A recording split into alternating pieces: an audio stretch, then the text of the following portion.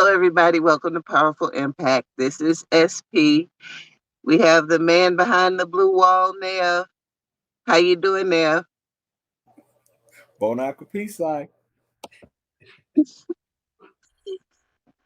Today we have a special guest, Antonio Morales. Um, how are you today? Well, I'm doing great. Before I begin, I just want to thank you both for allowing me to be on your platform and sharing what it is that I'm about to share. Appreciate it. And thank you, Nev and SP, for this opportunity. But I just wanted to say it before we started. I'm doing great. We are actually extremely happy to have you here.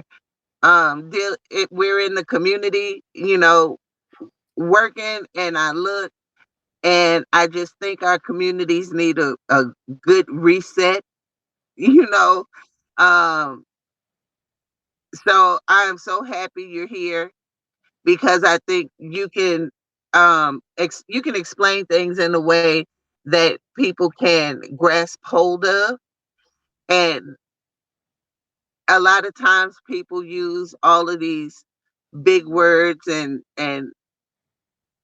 all of these phrases, and most people are looking at them like, huh? So Right.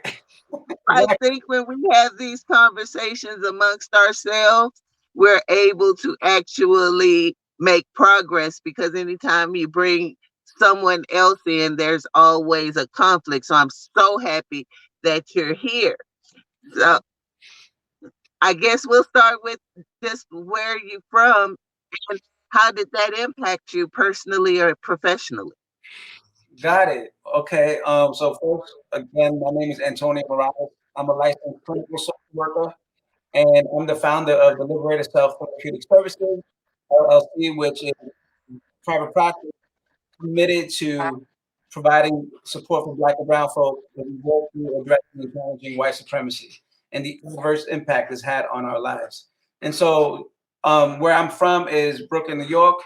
I was born in Brooklyn, and my formative years in Brooklyn started in Red Hook. Um, I was living in the hood, and I think that's what shaped my work today, because what I recognize is a lot of what we was experiencing in the hood was super oppressive. Now I didn't know, right? Like I didn't have an idea that I was being oppressed, Mm-hmm. right? I just knew that I was some like dusty Afro Boricua kid in the backyard Yeah. playing in garbage and junkyards and inside of and on top of abandoned cars. Like cars would be like left on a block. They get Mm-hmm. and we just play in them. And so playing in the garbage was the norm, but something felt off about that. But I didn't have the language to describe what I was dealing with. And so, Mm-hmm. as I was a child, I knew that just something was off. That's all I knew. And looking back in Yeah. retrospect, I recognize that in that environment, I was actively being oppressed, right? Because of a systemic racism and marginalization of various communities. And I happen to be in Red Hook, which is predominantly Black and Brown. And so that sort of led me to doing the work that I do today, which is, by the way, I'm a psychotherapist, a licensed clinical social worker, and I really work on addressing and challenging white supremacy and the impact that it has on Black and Brown folks. So that's my main sort of niche when it comes to the work that I do. Oh, okay. Um, So when Antonio, you making me laugh. No, wait, hold on, bro. Just to tell you funny. All right, so when you talk about Red Hook, Brooklyn now, right? Hmm. What decade and what time frame are we talking? Are we talking 70s, 80s, That was the 90s? that was the early '80s during the crack epidemic. So Okay. yeah, so that was like because I was born in 1978, so that was the '80s, the beginning, the very beginning of the '80s. So we Um, talking Reagan, what is it? yes, Reaganomics, voodoo economics. So yes. what do you kind of mhm. see as the shift from like people coming back home, I guess, from the war, it moving from heroin to cocaine to then crack? Can you kind of give us, because I'm sure that's a part of the quote unquote master plan. How does that play into your backdrop changing? Well, I mean, I can't remember wars and stuff, as far as like what was happening then, but I definitely know that Red Hook, Brooklyn, New York was, I mean, our community was just filled with crack. And a lot of my family members were on crack. And a lot of the people in the community were on crack. And so what I remember from that era or that time in the mid 80s and late 80s was a lot of violence in the community. And so that really shaped me, and sort of it was traumatizing to see that, right? Because there's a lot of, you're a little kid, you already have poverty around you, right? And the element of violence that was connected to the crack epidemic was super traumatizing, because we seen a lot of people get hurt. Some people got killed, especially young ladies that were, they had to be work on the streets and to sort of support their habits. A lot of, or a few young ladies that we knew were killed based because of what they were doing. And so there was a lot of violence that we were surrounded by. And again, right, it was designed that way because we were a marginalized community. We had a giant, and we still have a giant highway, the Brooklyn Queens Expressway, the BQE, or the Gowanus Expressway. You can name it both. It isolated us from the rest of Brooklyn because we were like by the boat docks. So back in the day in Red Hook, it was like a port, and so they used to do um, a lot of shipping and sort of importing and exporting. exporting. Yeah. And so that was the beginning of Red Hook. But then it became Black and Brown, and so we were just a very impoverished community. So I don't know if that answers your question though. Totally. Yeah. Totally. You got it.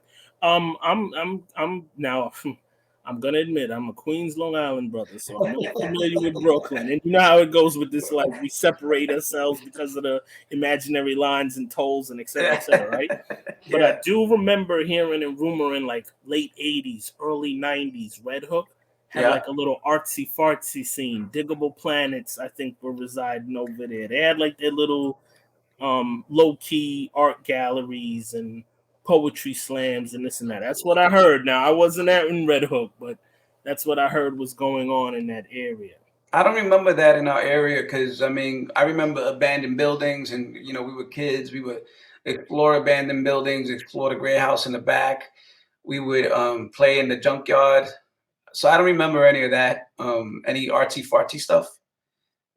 We just had the highlight of for us as kids was Red Hook Pool. And so, school lunch in the summer, we would go to our local schools, PS 27 or Junior High School 142.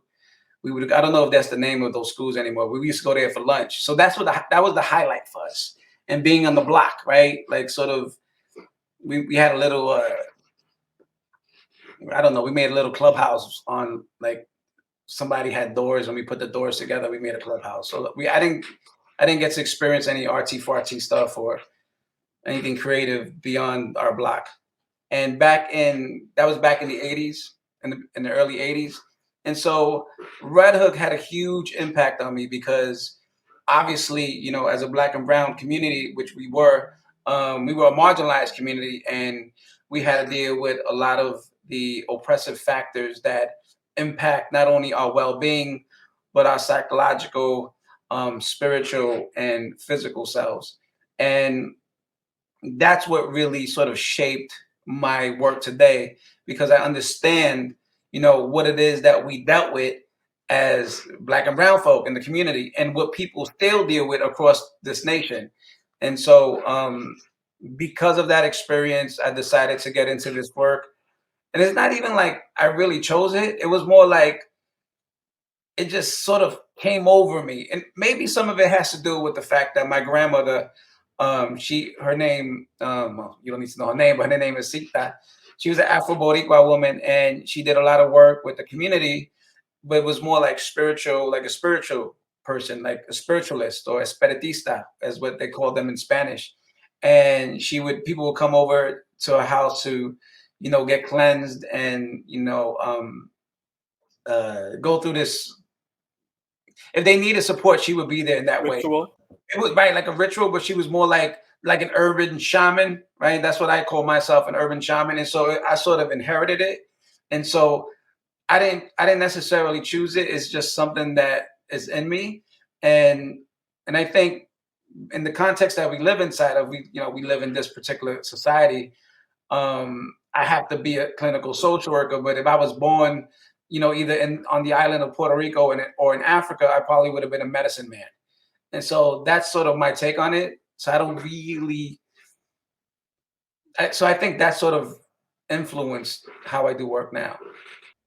I hear you talking about shamans and rituals and all of that. So, what is your ethnic background, and how does that affect you personally and professionally?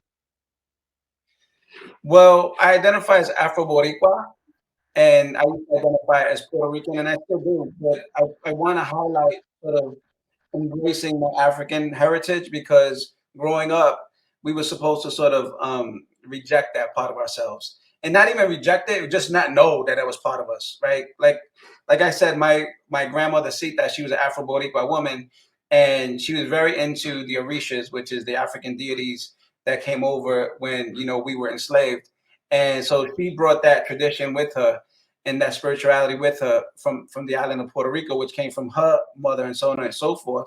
And that part of my family was shunned from my father's side of the family. So my father's side of the family is more like the European part, and my mother's side of the family is more like the African part. So I do consider myself mixed race. Um, and however, I identify as Afro Boricua, and how it's shaped, how I sort of relate to myself, or how I see who it kind of confused me, to be quite honest, because in some ways, when I think about myself, as a mixed race, or sometimes we would say mulatto, um, it's almost like I'm the residue of colonization, and there's no way to really place me. Like, we don't really sort of belong anywhere, right? Like, we're in the middle, we're on the sides, but we're not like sort of highlighted. And um, so that's how it shaped me. It was very confusing growing up. I didn't know what I was supposed to identify as. I mean, I did identify as Puerto Rican, but it didn't always feel like the whole full story. It felt like something was missing, because I didn't know how to make sense of that sort of middle part, that sort of invisible part that I was in, right? I was not here nor here. I don't know if I was white. I don't know if I was black. I don't know if I was indigenous, Taino. And so it was very confusing growing up and sort of figuring out my identity in that way. I think that's kind of a problem, especially um, with Black people in America, just in general, because there's so many different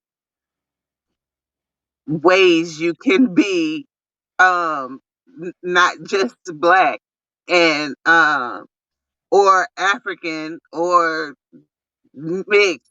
My great grandfather was white, so there you go, but you would never be able to tell it from me. However, I have a sister who is very fair, and then I have another sister that's darker than me, Right. and the sister that's darker than me, Mhm. she has a grandbaby who's dark like her, but she has blue eyes and blonde hair. That, So, that's you ex- know, that's exactly my experience. And I think when we think about a cultural diaspora, right?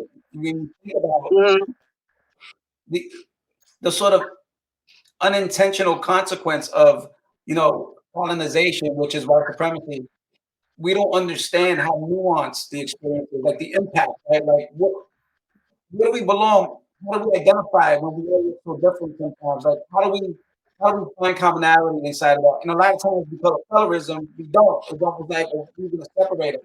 And we see that all across the Caribbean. People sort of rejecting their African selves. For example, a lot of Dominicans reject the African self, despite the fact that they're very African. And when you think about that particular island, which Christopher Columbus landed on, that's the first island he landed on, which was, they dubbed it Hispaniola. where Haiti and Dominican Republic now live or exist, it was very African, right? Because they used that particular island as a port when they started the transatlantic slave trade. What they did was that particular island was the port. It was almost like the warehouse. And so when they would bring the Africans there, then they would disperse them out into South America and North America. And yeah, and however, we can still have that sort of anti-racist sentiment amongst our people. And oh, by the way, legend has it that my mom's dad is Dominican. I forgot that part because my grandmother, she was like, hot the trap back in the day, so she had a few baby daddies. And so the legend has it that my grandfather from my mother's side is Dominican, and she looks just like a Dominican woman anyway. And so I also have that background. But it's also confusing not knowing who my grandfather is, and maybe we think he is Dominican. But yeah, and it just confuses all of us. I think across the board, from South America to the Caribbean, all the way to North America, like the whole everything gets just mixed up. And I think a large part is we don't know each other's history, because if you kind of knew the history of the Dominican Republic, you would know that it was against the law for them to be black or African. Um, they had to name themselves as white, because if you look back through history, so I think that a lot of times we do ourselves a disservice by not knowing each other, because if we knew the history behind why this certain group doesn't see themselves as black, and know that it was because of um the of slavery. A lot of this is because of slavery, and people like, well, that was centuries ago, but that doesn't have anything to do with the long-term consequences. That's right. That's right. Exactly. So residual white supremacy. Well, residual and ongoing, Yeah, because Amen. supremacy exists, even though it's sort of in a lot of ways it has become covert. It's still very much alive in our culture, right? The dominant yeah. culture of the society is white supremacist, right? That's the context we exist inside of. There's no escaping it, even if it gets hidden behind closed doors. It's still there, alive and well. And so it's not just residual from. It's still like ongoing, right? And so, yeah. Yeah, I was talking to a friend of mine she's from Africa, and she was telling me that she didn't realize how much of a slight it was when telling people that she wasn't black, Mm, because what she knew was they didn't have a differentiation in Africa. In Africa, they were just Africans. It wasn't a please, black white thing. It was just an African thing. right. And then when you immigrate to America, and race is such a big issue, and all you know is you are new to a country, you are new to a language, Hmm. you are new to an area, and black people are hated. That's right. So I'm not black, I'm African. Because why would you purposely throw yourself in front of the bus to be hated? Right? That's right. So I think when people look at those kind of, they didn't have the boundaries that we had. They didn't have the types of setbacks that we had. Their entire town wasn't burnt to the ground and all the men killed. That's right. And so when you have those kind of issues, when you if you knew about each other's history, then you wouldn't be so quick to be judgmental. That's right. You know what's so interesting about that, SP? is that when we think about like how Black people are viewed outside of America, because of Hollywood, because of the media that sort of spews out images about Black people in America, Black people across the board have been villainized, right? And so other people who happen to be Black but don't identify as Black sees Black Americans as the sort of like the bottom of the barrel, right? Like we're not Black because we don't live like Black people in America. And so a lot of that has to do with how Hollywood has spread sort of this negative image about Black Americans. And so there's a rejection of Blackness because of that sort of false narrative that's been spread across the world.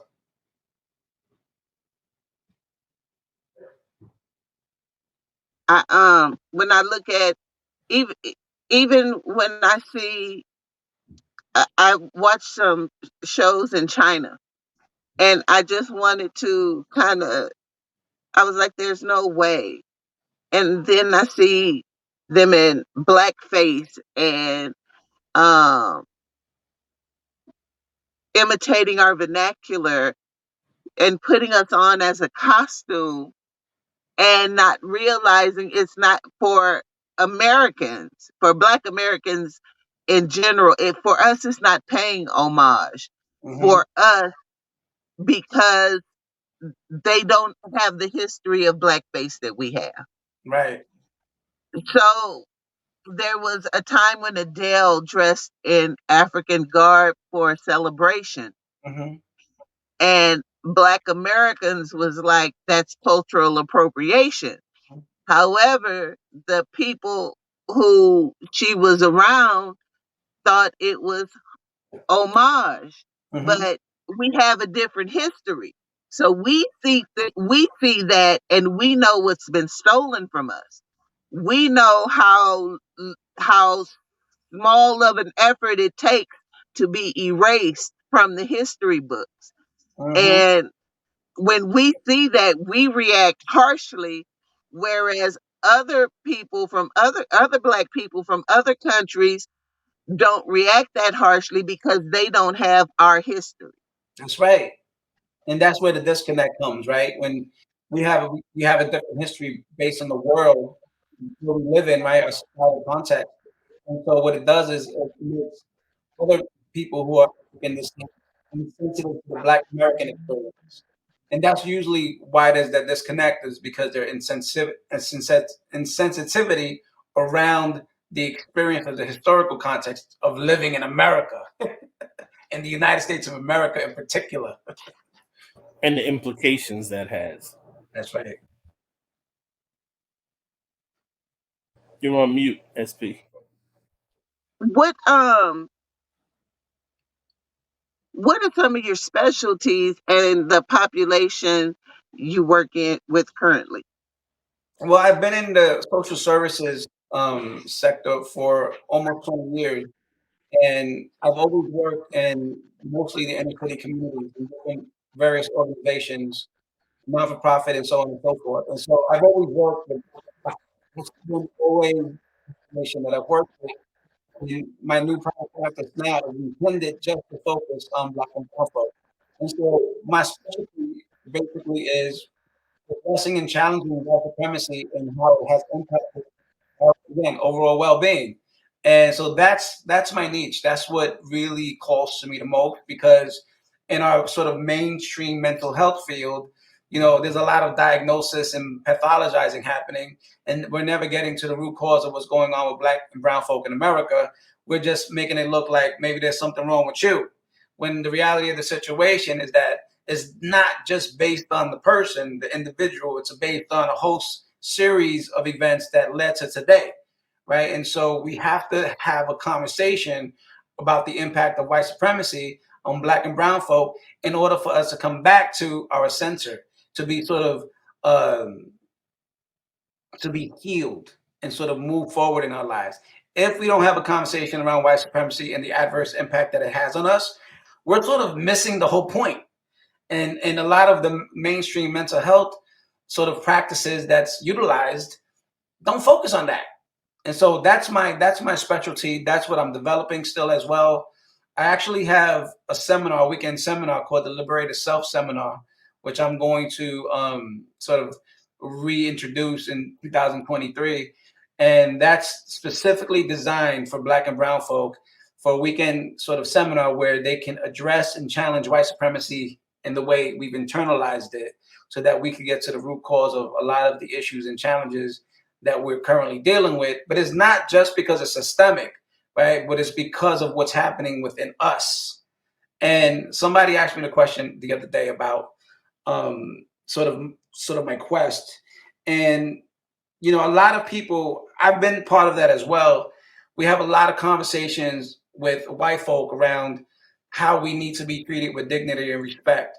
And so what I recognize, like what I've learned through my experience, is I'm tired of having that conversation. Like, and so my focus really is about our community. I want to speak to us, like for us, by us, like FUBU. Like my whole focus is on how, because white supremacy is not going nowhere anytime soon. Not in my lifetime for sure, right? It's been here for like what, 500 plus years now. It's going to almost be 500 years. And so, and because the way things are going, if you think about systemically how things are in place, it's going to take a lot of work for us to sort of dismantle that system. And in the meantime, I always think to myself, how do we sort of adapt, right, to a world that's hostile towards us? Right? How do we live? How do we sort of find a way to thrive anyway? And you know, most of how I get that, and I don't know, I'm being long-winded, I kind of am, but I get that from how nature works, right? When you put, you know, various animals or various sort of plants in sort of harsher conditions, a lot of times in order to survive, they have to adapt. And because we live in a white supremacy context, we have to learn to adapt, not go to the oppressors for like the support and help that we need, but find within ourselves, right, the strength that we need to sort of not just overcome and not just transcend, but thrive anyway. And so that's my quest. I mean, and I know it's a challenging sort of quest, but I feel called to that. I feel like that's my purpose. Yeah, how do you get past so many years of white supremacy? Can take an adverse effect, right? It doesn't.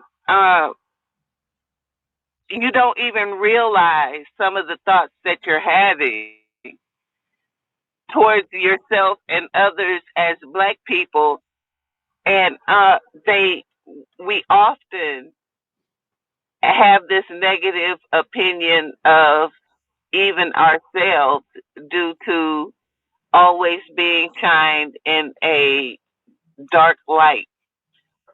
How do you get past the internalized oppression that you put on yourself? Well, that is a beautiful question, because like I said, you know, my private practice is the Liberated Self Therapeutic Services, but the main part of the private practice is the liberated self. And so before we get to the liberated self, we have to deal with the oppressed self. And so how we get past it is first and foremost by acknowledging that there's the oppressed self there to begin with, right? And well, in my practice, how I do it is have people start recognizing through the work. I do a process. I do a process with any clients that I work with. And so in my process, I have them recognize and name that oppressed version of themselves. And so in order to get past it, you have to acknowledge that it's there. But one way to acknowledge it, or part of the acknowledgement process, is to be able to name it, right? What am I saying about myself? It's like almost like narrative therapy, finding out what's the narrative that we're saying about ourselves in order to then move beyond it. So we get past it by acknowledging it through language, naming what it is that we're saying about ourselves, and not because we placed it onto ourselves, but because we've been conditioned to believe that that's the truth about who we are, right? Because of, again, white supremacy.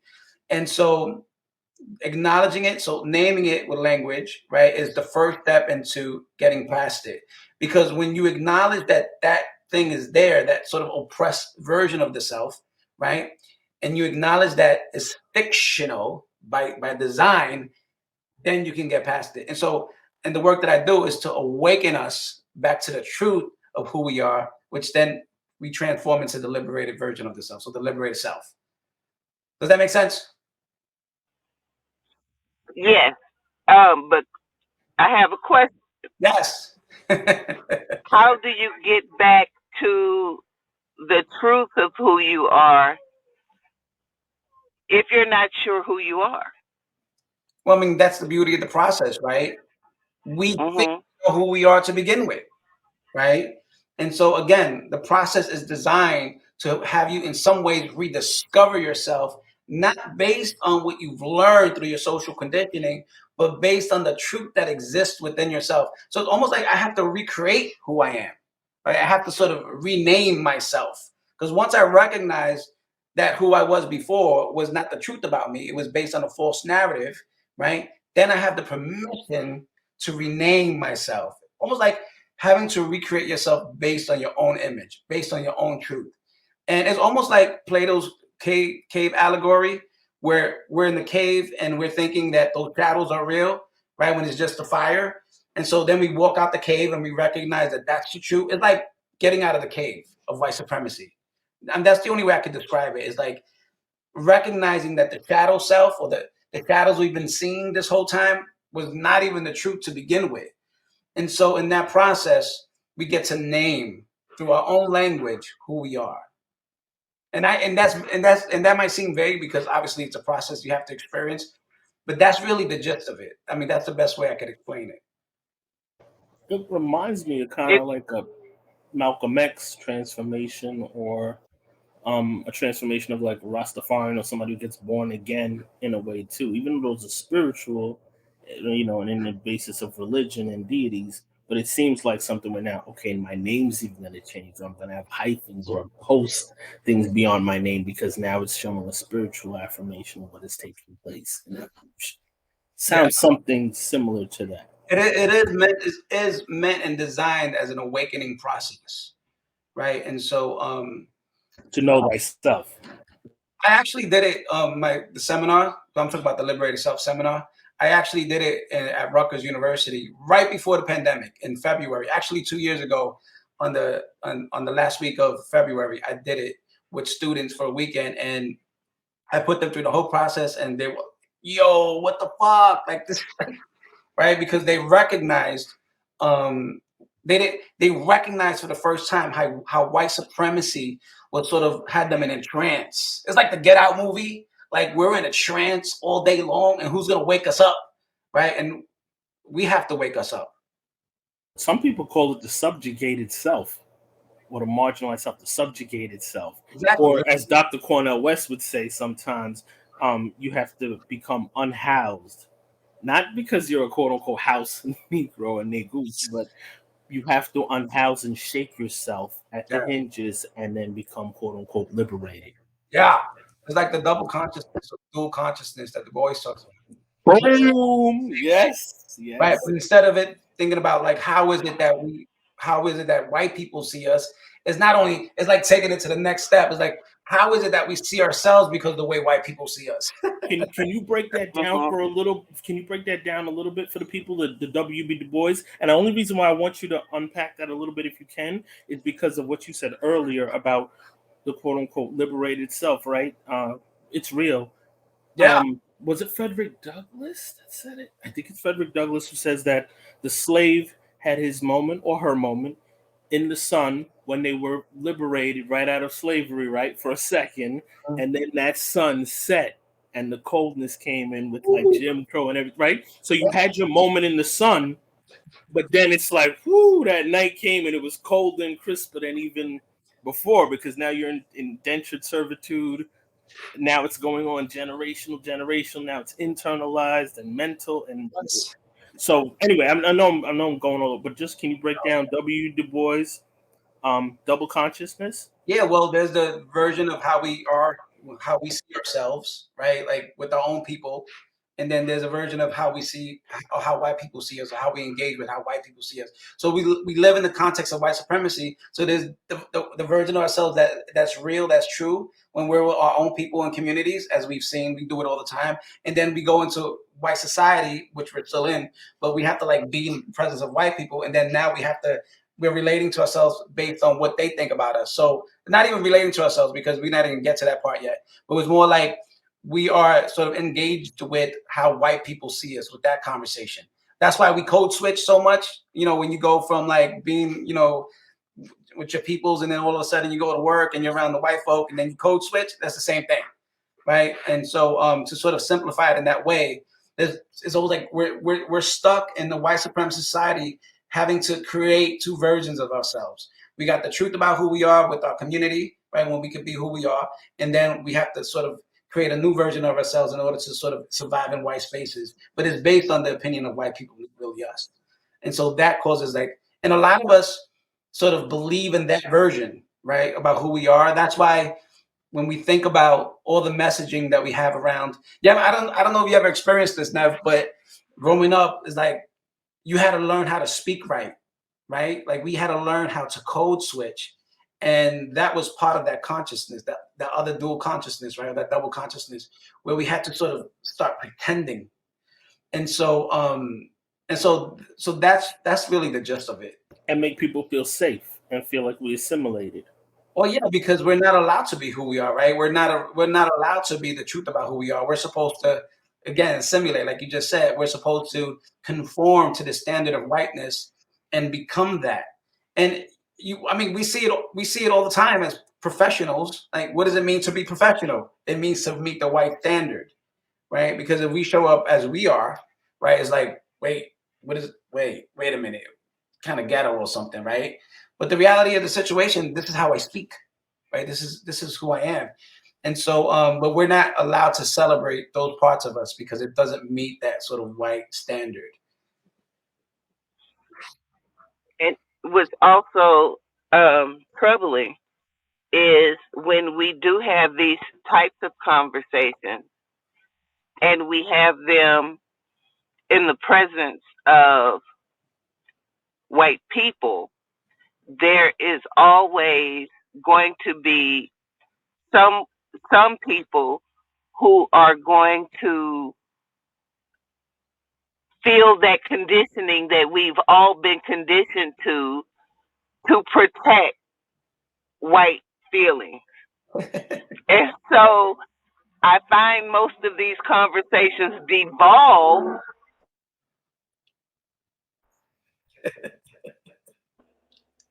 Texas. I find that most of these conversations devolve because we have been conditioned to protect white feelings. And quite often, for instance, I was listening to a conversation and a black woman said to a white girl that the white lady said that she didn't understand why she couldn't be a queen. And the black lady said, why would you want to? Why would you want to take something that is a term of endearment between our people for yourself? Only because you can't, you want to. And there was about 5 people in that room that said, oh, you were too harsh, because of course the tears came. Not the tears. And yeah, the tears came, and all of a sudden it was an attack on the black woman because of the realness of white women, the realness of the effect of white women's tears. Can you talk about that kind of juxtaposition, where anytime there is a real conversation and there are white tears involved, how it's how that makes it very hard to have these conversations, and the importance of having Black spaces. Mm-hmm. I think when you think about those tiers, that's the superpower, right? Like the superpower of white supremacy is to become damsels in distress. And you see it. I mean, I don't know if you remember that in like 2020 or 21, where like the Karen was the big thing. The Karen was always in danger. The Karen always had to, come and sort of police Black and brown bodies. And then when they got bagged doing that based on their prejudices, then the tears came. And so I think that the tears obviously is a function of white supremacy. If in order for me to not be a threat to you, Black and brown people, I have to pretend that I'm the one in distress. And so what that does is deflects away from the truth of white supremacy. And I've experienced this firsthand, okay? In my last job where this is the way I talk. So I'm not going to be apologetic about the fact that white supremacy exists or that racial discrimination and harassment exists in the workplace. And so I had a lot of white women cry because of the things that I said. And it wasn't because of the things that I said. It was a way to distract and divert from the conversation. And one of D'Angelo, she's a white author. She wrote the book, White Fragility, and she talks about white fragility and what that means. So what we having when the tears are an example of or an expression of white fragility, but it's ultimately an expression of or a superpower of white supremacy. And so and it's super important to create Black and brown spaces. And as part of my private practice, as a sort of side gig, and as far as how I sort of want to contribute to my community of Black and brown folk or other therapists or mental health professionals, I created the Freedom Fighters of the Minds initiative, which is designed for Black and brown mental health professionals and therapists to come into space with each other and share about our common experience in a white supremacist society, specifically as we speak about our experiences in the mental health field, because we get it, right? We don't have to explain ourselves away. We don't have to even defend ourselves in our experiences, because when you're in white spaces, you're constantly being diminished. Your experiences are being diminished or trivialized. People are saying, that's not what they really meant, or maybe that's not it. Maybe it's your interpretation. But when you're a person of Black and brown descent or African descent in this society, we know exactly what we're dealing with because we've been dealing with it for so long. Now, of course, when you're a child or a teenager, you might not have the language to describe what you're dealing with. But when we become sophisticated enough and sort of be aware of what we're dealing with, then we have the language to speak to it. And which most of us really don't have the language to speak to it. But for those of us who do, it's super important to be in spaces for us by us, because this is where we're going to find the most safety. We don't really have another choice, because we're never going to be held in the same way by white folk in the way that we are held by each other. It's just not possible.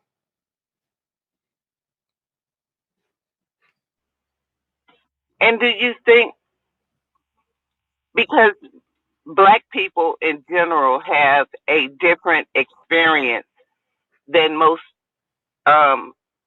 people of color? Yes. I always try to keep that separate. I don't like to be included in the people of color conversation. Right. Because I'm Black. I'm not a people of color.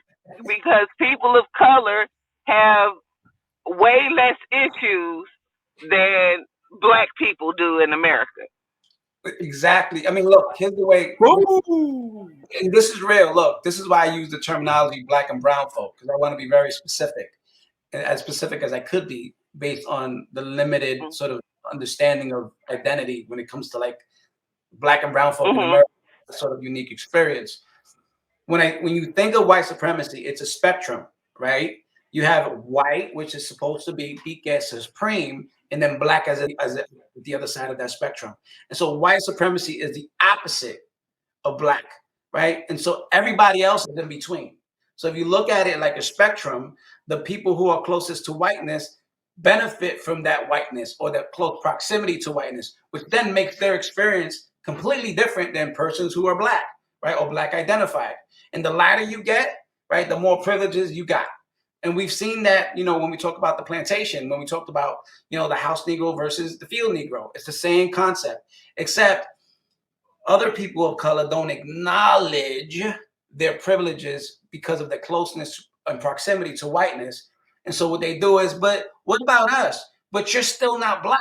Because even if you go into other people of color's community, right, you're going to find, including in the Latino community, right, as we discussed earlier with Dominican Republic, you're going to find anti-blackness. And there's one thing that nobody got against them, right, that black people got against them across the board is anti-blackness, which is really the definition of white supremacy. And there's no way to sort of escape that just because you're another person of color who is oppressed and marginalized in your own way. But when you think about the spectrum, right, you have it way easier. Like, sorry, hands down, right? Because you put a black person in any other country and they're going to still experience anti-black sentiments, right? They're still going to experience racism. I don't care where you put that. And this is global now. This is not even here in the Western Hemisphere. It's global. And so you just can't deny the sort of impact of how white supremacy, the impact of white supremacy when it has on black people and black identified people and other people of color, because of their inability to recognize the humanity of black folk, sort of dismiss and invalidate that for their own needs. When we think about, for example, what just happened, recently, right, when COVID started, right, and there was a lot of anti-Asian hate, right, all of a sudden there's this big giant thing that the federal government signs into law or whatever it was, this policy stating that there's going to be, negative penalties. Right, penalties if you're being anti-Asian. When I'm like, wait a minute, so that was only like a few months, and so wait, I'm confused because black people don't get that treatment in America. So how is it possible that was so expedited in the way that it was when black people in America have been here for centuries and they don't really even have things like that in place to protect black people, right? So, and that's anti-blackness, right? You can just see it. And you can see just based on that, the closeness and proximity to whiteness, how you get benefit and privileges from that. So, yeah, I mean, that was I know I give like long-winded myself. Yeah. And then often they like to put up the civil rights movement as the Civil Rights Act as a reason for, well, they passed black legislation. Tell me show me where it says black people. Because nothing in here says black people.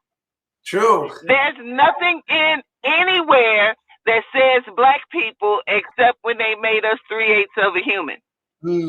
Damn. And then the real question is, even with the Civil Rights Act, who's enforcing that anyway? Who's enforcing it? Because your laws and policies only work based on who's enforcing it. And when you think across the board, I mean, you see people deal with discrimination in the workplace all the time, right? Ain't nobody enforcing anything, despite the fact that there's already federal laws and policies in place to make sure that stuff doesn't happen. So it's a matter also of enforcement, right? You can have all the laws in the world and the policies in the world, but if you're not willing to enforce that stuff, it's null and void at the end of the day. It doesn't make a difference. And cultural norms and values are hard to change if they're not enforced, right? In education. And we've never been decriminalized based on our color. Everybody else has been able to, right? In other Italian, Irish, whatever, they've been able to decriminalize themselves and blend in. We have never been able to do that with our color. Blend in or be decriminalized. That's why we're unsafe. Well, that's because they applied to be white. That's right. See, when you apply to be white, and you get a judgment that you can be white, then you're white. our application was denied. So From the gate. we stuck in the matrix. Yep, that's right.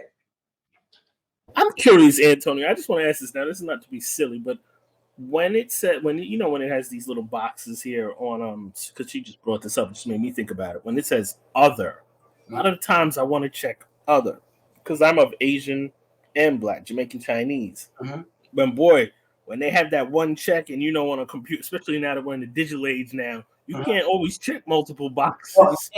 Even on Psychology Today, when it comes to describe what type of therapist you are, you can only check one box, man. Yeah. You can't be Black and Asian. Like, what are you talking about? Mm-hmm. It's either you Black or and I just wonder, like, what box, quote unquote, I mean, it sounds corny, but what box do you check, and how do you think that plays into how we are, I don't know, how we provide services, how people find us, et cetera, et cetera?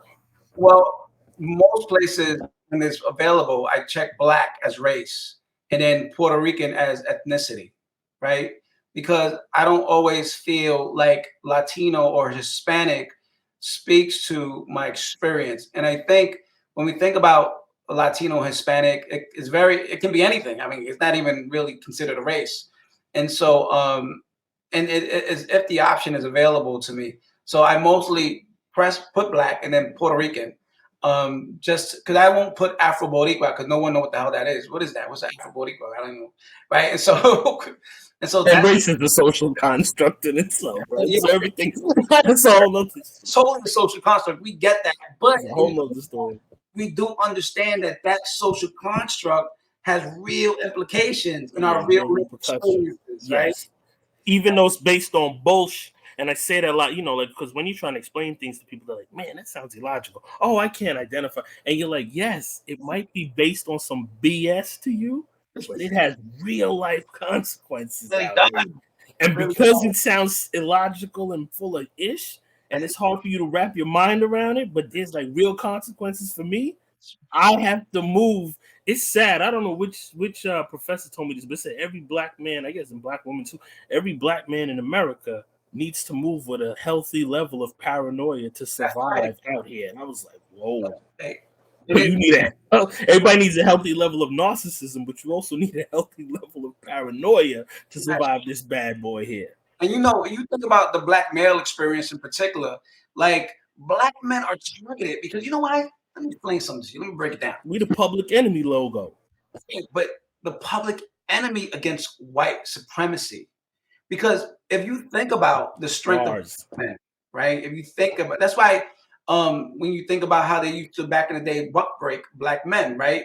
Is because the only real threats in America to white supremacy are Black men. Right. And so what they do is they target Black men to sort of almost like diminish the threat to white supremacy. And I think a lot of times we forget that. And you have to have a level of paranoia if you're a Black man in America, because whether you like to admit it or not, Black men are targets. And I know that. Look at, I have my light skin privilege, right? I'm brown, right? Most people won't identify me as a Black person. But I know a brother who's darker than me stands right next to me. I know the difference that he experienced, the way he experienced life, way different than I do, just because he's darker than I am, right? Just because he has a different phenotype than I do, and because Black men are threats. And so the goal of white supremacy is to eliminate the threat. And that goes back to the buck breaking it. I don't know. We've seen conversations, I'm sure, about the emasculation of Black men. Right. And the intention of emasculating Black men is to eliminate the threat. And a lot of times people don't want to recognize that reality, but it really, really is true. And I think that's probably why there's sort of, and when you think about our communities, sort of this undertone of homophobia, because when we think on a subconscious level, we think about really Black men can be the only ones, and that's not to diminish the role of Black women, right? That's not to diminish the role of that. But when you go toe to toe with a white man, right, it's going to be, you have to have an equal counterpart when it comes to strength, right? And so because this is like a dog eat dog world, And so black men are targeted because they're the real threats to white supremacy, and they're not trying to have that. Right, which is why we have this mass incarceration of black brothers, because of the threat that they could be, and that's really. I wish we could wrap our minds around that, because if we Radical acceptance. yeah, bro, because if we could like join forces, man, listen. And even though we're still outnumbered technically, when you think about the populations or the demographic of the United States, we can still build and have something um, uh, that can fortify our communities in a way that I don't think we've been able to experience for a long time because of systemic oppression and racism. Well, I think this is the concept of, 5%ers. W.B. Du Bois with the talented 10th. I think it's, if I take the best of the best, Mm-hmm. they can then lead the masses, Uh-huh. and they can make it run. I mean, Martin Luther King was one man, Malcolm Mm-hmm. was one man. So when you get certain level of leaders going on, and then you get those followers tuning in their antennas to that leader or those leaders, you definitely have a movement, and that currency can move. So it doesn't take, say, faith the What do size they of a do? mustard seed. Now, what do they do? Oh, you know it already. Eliminate, They eliminate. eliminate. Come on now. Yeah, definitely. Yeah, so What? I mean, I don't want to quote Kanye. I hate quoting Kanye, but I'm gonna quote him now. He said, if they can't, what is it? If they can't kill your dreams, they assassinate your character. That's the yeah, new thing now. But before it was, nah, we gonna take you out. that's right. Anyway, enough with that. I'm sorry with that. Go ahead, speak. Real, that's real. So with the with this stigma on black men, how do we convince a portion of black women that this is really happening? Because I keep hearing this phrase, toxic masculinity. Um, On Black Twitter. there's a difference between toxicity and masculinity. Mm-hmm. Toxicity is way different than masculinity. There's nothing wrong with being masculine. Oh. However, being homophobic, there's something wrong with that, and that's toxicity. It has nothing to do with masculinity. Right. How do we draw that line in the sand where we make sure that men have the ability to be who they are without everyone trying to take away our, even just take away who we are as a human, as even our gender seems to be under attack. When I'm wondering, how do we fix this thought process that being a man or being masculine is somehow toxic to other people? Well, it's that's such an interesting question, because there's so many layers to that answer, right? When you think about what masculinity represents, especially being a black masculine man, right? There's a lot of sort of prejudices and biases that are attached to that. And we think about, again, how mainstream sort of frames or creates narratives around black men. We think of black men as menaces to society, right? Dangers, villains, people who you're supposed to be afraid of. I mean, Boys in the hood. all those, like, those negative stereotypes, right, has shaped sort of the narrative around sort of black masculinity. And you think about even hip hop, right? When you think about the way hip hop went from being sort of an empowerment, a dialogue around being empowered as a community, to then going into gangster rap, that was very intentional by white supremacy. That was not by accident, right? It's not like we're just talking about what's going on in our communities, right? I mean, there's a truth to that, of course, but there's also the sort of push by giant labels, corporations, right, funding what you get to be exposed to. Because even though there's conscious rappers, in the game, right? They're not getting the same sort of play or clout because the record labels are not pushing them into the forefront. But the gangster rappers from back in the day, they were being pushed into the forefront. And so a lot of those sort of images got sort of got hardwired into our consciousness. And so how do we sort of talk to Black women about that? I'm not really sure, but I think having conversations around what it means to be a Black man in America, with the threat of white supremacy always looming over the heads of Black men, and sort of being sensitive to that, I think we need to be able to connect that conversation in that way in order to sort of talk about what it means to be a Black man and what does it mean to be masculine and how is being masculine not the same as being toxic. And so, and when you think about also the toxicity, right, around when it comes to like homophobia and so on and so forth, that is still connected to buck breaking, right? What does it mean to be less of a man? What does it mean to be less masculine? What does it mean? What does that symbolize for Black America?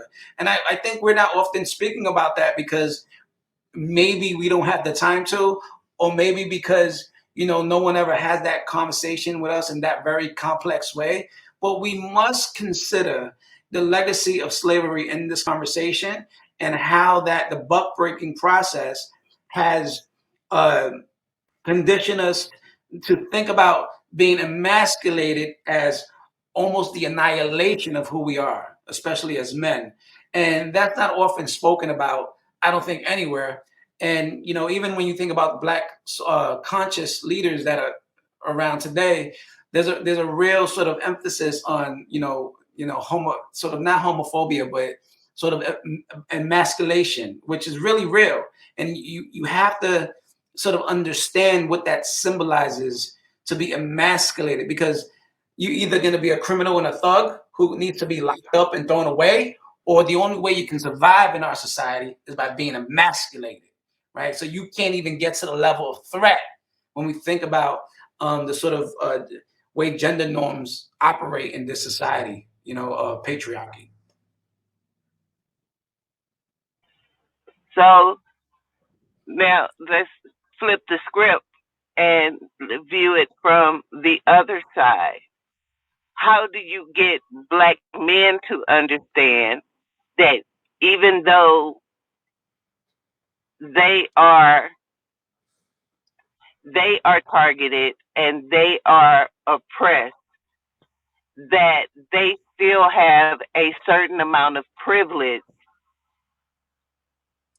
that Black women still don't have? Well, so that's an interesting question, because as men have privileges over women, right? When we think about patriarchal society, and so, however, I also think we need to be so. Yes, Black men have privileges that Black women don't have, but I also think we have to recognize that Black men don't have privileges like a white man, right? It's not equal, right? So it's not like they have a privilege as a white man. They have a privilege as a Black man. But inside of that so-called privilege, and I think we have to be really mindful of what it means to be a Black man in America when we talk about Black male privilege, because it's not the same as white male privilege. It's not, right? Um, uh, we can talk about, it's for me too, like when I think about my male privilege, right? There's a lot of things that I don't have to think about when it comes to like being a woman. And there's a lot of things that I don't understand about being a woman because I'm not. And so it can make me insensitive. And I've sort of explored this within myself around my relationship with women. It can make me insensitive to the experience that women have to deal with. And so I think how we begin to have the conversation, at least, is by recognizing that even if you do have male privilege, right, it doesn't mean much in a white supremacist society because you're still deemed a threat. So what weighs more? You being a threat and a criminal, or your male privilege, right? What sort of what's the narrative that you exist inside of as a Black man? I'm a man, or am I a Black man am I a Black male who has privilege, or by a Black male who's deemed as a threat to society? What sort of is that Black men sort of what weighs more in the lived experience of a Black man, right? Because I think a lot of times when we talk about Black male masculinity or white Black male privilege, we act like that sort of eradicates the fact that Black men are still a threat and that they're still having to survive because of what they represent in the society of white supremacy. And so it's a challenge to sort of wrap around those, have those conversations, because it's almost like, what are you talking about? Like, how do I have privileges if I'm the threat, if I'm always under attack, if they're coming for me all the time, right? If they want to murder me on the streets all the time, right?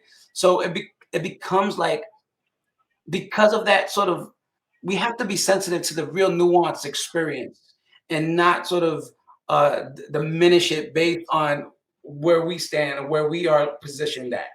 And so it's not just like we're just having, we have, when you think about Black men, we have like male privilege. It's like, but then you still have the other thing that you're still a threat. So like, and it seems like when you think about what does that privilege really earn you, right? In America, right? When we think about what does it really earn you, I was recently reading something about,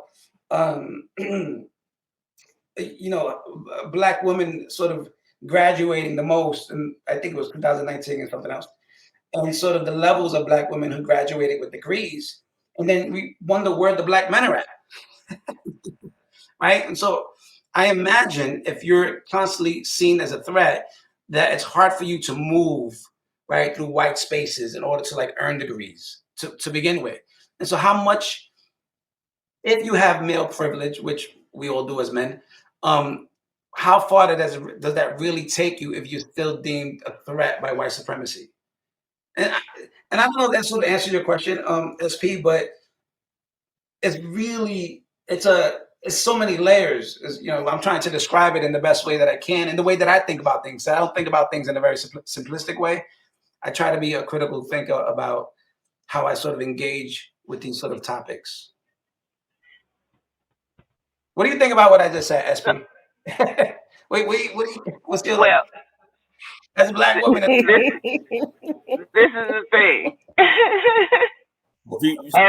Brace as a yourself, Black woman, Antonio. as a Black woman in this white supremacist society, we understand that we are the bottom of the totem pole. Right. We just are. So when we see that, well, we still have racism. We look at that, well, so do we. But we also have sexism and lower pay, and we have all the babies and all the finance. And when they haul you off because Sexual of white abuse, supremacy, we stuck raising the babies. We need you to see that and understand, because if we don't see each other and understand each other's position, then there's always going to be this push-pull. That's right. And so instead of the weight of white supremacy is heavier than the privilege, think about a Black woman who not only has the weight of white supremacy and also has no privilege. Right. You see what I mean? and the gender discrimination. When we see the lack of empathy, I think that is where this push-pull comes in, and the argument starts, because no one is saying that Black men aren't being oppressed, and no one is saying that Black men aren't having a really hard time, and they're a target. And when something happens, the first people you see out there in the middle of the street is Black women, right?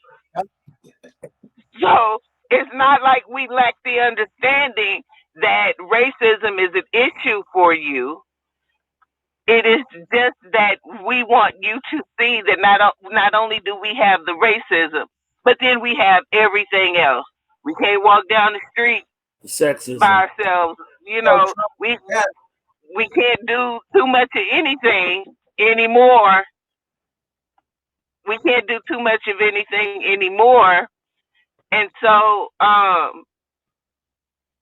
think that lack of empathy for each other has really caused somewhat of a divide where instead of understanding each other's past, we're doing this tug of war and having the struggle Olympics. And that's the point. I mean, I think you addressed it so well, or you stated it so well about sort of the lack of empathy. We can't see each other, but that's the design of white supremacy, right? And it doesn't just happen between genders; it also happens between colors, right? When you think about the lighter skin versus the darker skin, and those type of experiences and conversations, it's like, but the whole point of white supremacy is to cause chaos and confusion amongst us, right? So we can have this conversation as civil beings now, but the average person cannot, because it gets heated and then people start tripping, right? So now we really can't hear each other.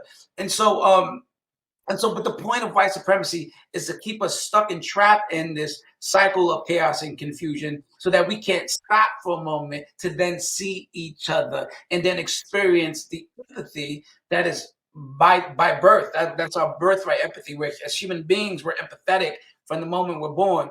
And so, but we lose that inside of the chaos and confusion. And so again, it's very layered, right? But I think, we both have to be, and not just both, but every intersecting factor of identity within Black and Brown communities have to learn to listen more. But because of the way white supremacy functions, we can't even see each other. Basically, exactly what you were just saying. We can't even see each other, and so we do have to take a lot more time in practicing how to see each other, because the design of white supremacy is to keep us divided and conquered. I mean, it works beautifully. I mean, it just does. And so, yeah. I think we also have to understand um, when we're doing this code switch, maybe not switch as soon as you walk through the door.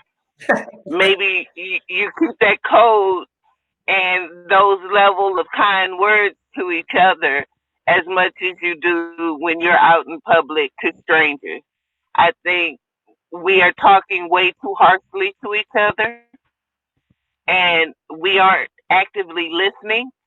We are listening to respond instead of listening to understand. As as a therapist, how do you teach people to actively listen to each other and understand um, another person's point of view? Understanding a point of view doesn't mean you have to agree with it, but at least try to understand their perspective.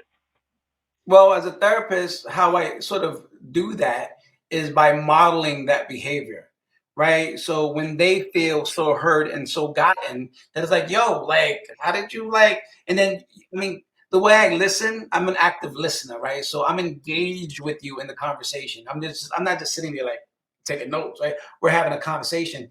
And I sort of model what it is like to sort of listen so in such a way that we can experience the empathy component.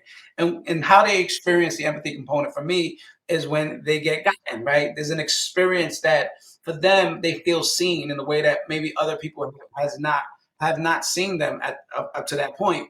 And so in my conversations with them, as I model that, then they start sort of emulating that themselves, right?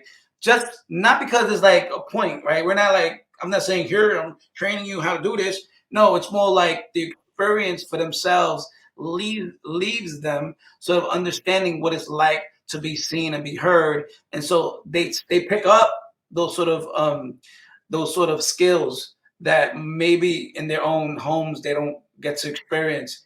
And so that's usually how I see myself doing it, or how I practice doing that. And it's just people, when you do like when you out there and you single on the streets, you know what I'm saying?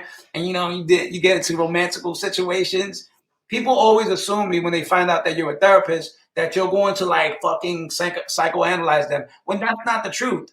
The reality of the situation, human beings, right, naturally should practice being empathetic and compassionate with each other. You shouldn't have to be just a therapist in order to practice that. And so there's this sort of this thing, this assumption about what it means to be a therapist, that we're psychoanalyzing anybody and everybody. But that's not even you take away psychoanalysis and you look at it like getting present to someone, to someone's humanity, right? When you ask somebody a question, you ask a question to get to know them. I mean, you can apply that to psychoanalysis as well. But the reality of the situation is that that is a very natural human being thing to do. But we think it's just sort of, a therapist thing. Only therapists can, be present and compassionate and empathetic. And so, yeah. You know what I'm saying, SP?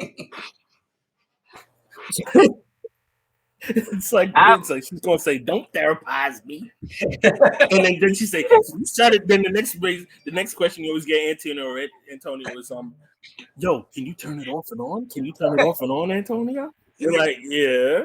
There's beingness though, like listen,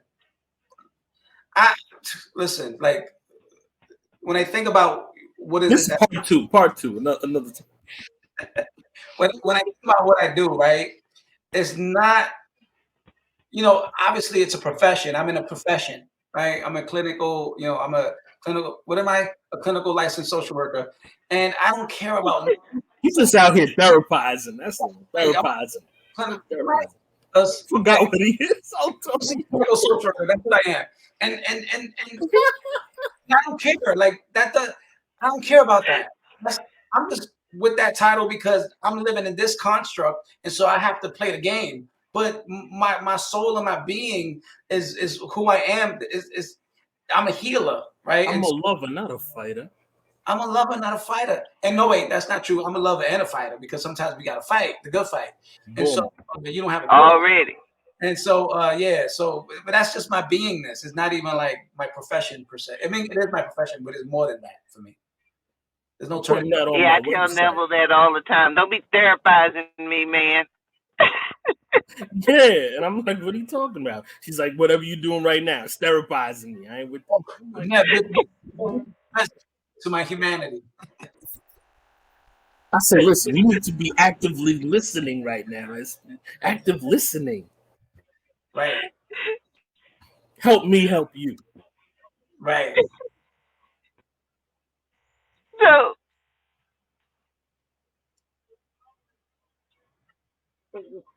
when you look at I don't know if you are as big of a hip hop head as I am.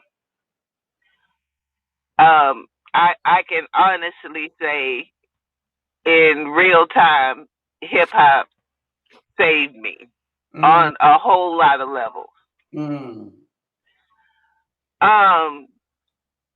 Do you think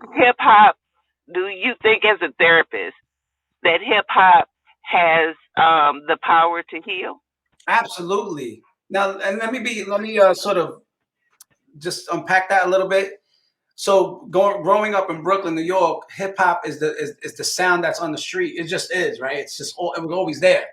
But when I think about hip hop, I think about soul music, right? So even though hip hop is not necessarily singing, unless you're Lauryn Hill, of course, that is soul music. And when we think about hip hop, the basic beat in hip hop is the drum.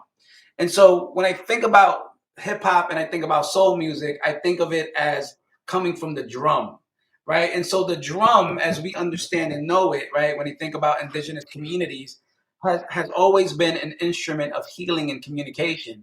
And so absolutely, right, when I think about hip hop, when I think about soul music, I think about the drum, that rhythm, right?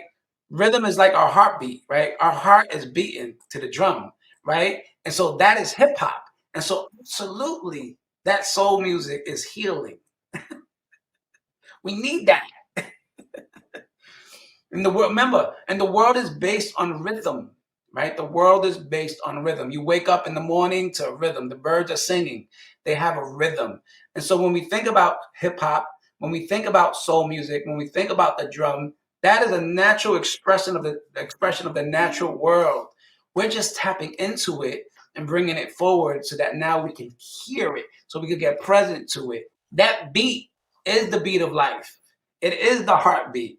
So yes, hip hop is healing, but we also got to recognize what language we're using when we're describing who we are as people.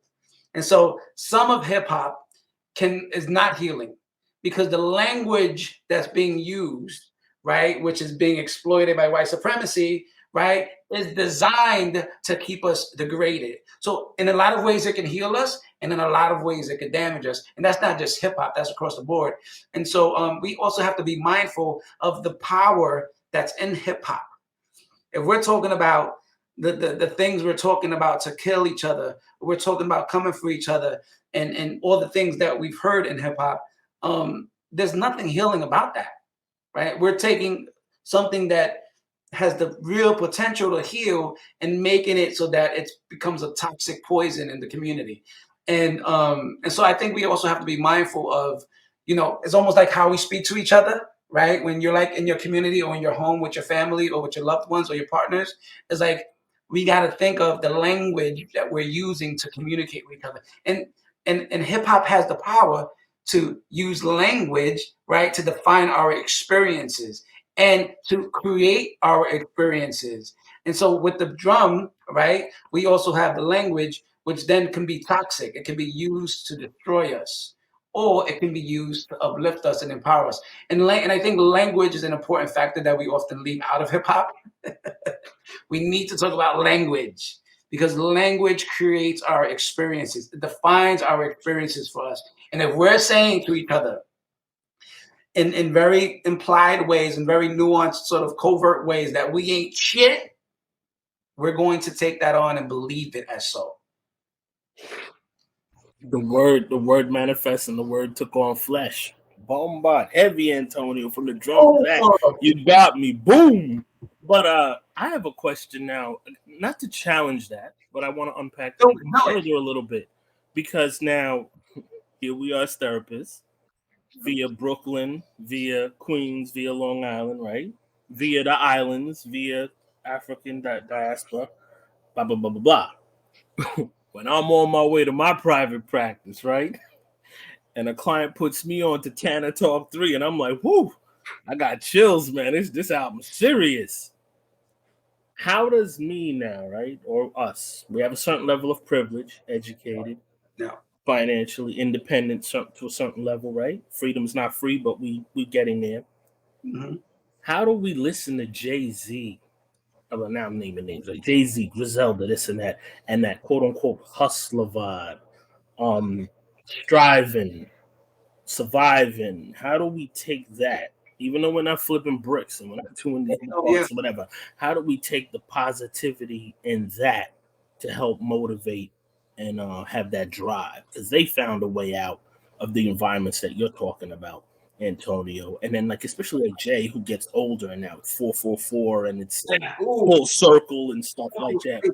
Amazing. I think it's just as good as Reasonable. That's a whole nother topic, but I think it's as real as Reasonable Doubt and just as good, if not even better in some ways, but it's a full circle because of I've always been more of a Nas guy, right? And so, but I was not a big Jay-Z guy, but the 444 got me. Yeah, reality in that. Like Nas, because Nas to me was like, there was something the way Nas spoke that just was and just, it's like the golden child. But like, this is what I'm saying. But even him now, it's laced with street X, Y, and Z, the mafioso, then it's like, but then the biblical stuff is in there, that spiritual piece is in there. How do you think people can take out, even with the quote unquote negativity, how do they take out what it is about striving and hustling and going for yours and that to make it? Like, how can you flip that into a positive, even in this negative? Because I'm telling you, I'm not gonna sugarcoat. When I'm riding, the Nipsey's in there, the this and that's in there, and I'm like, I was saying to myself,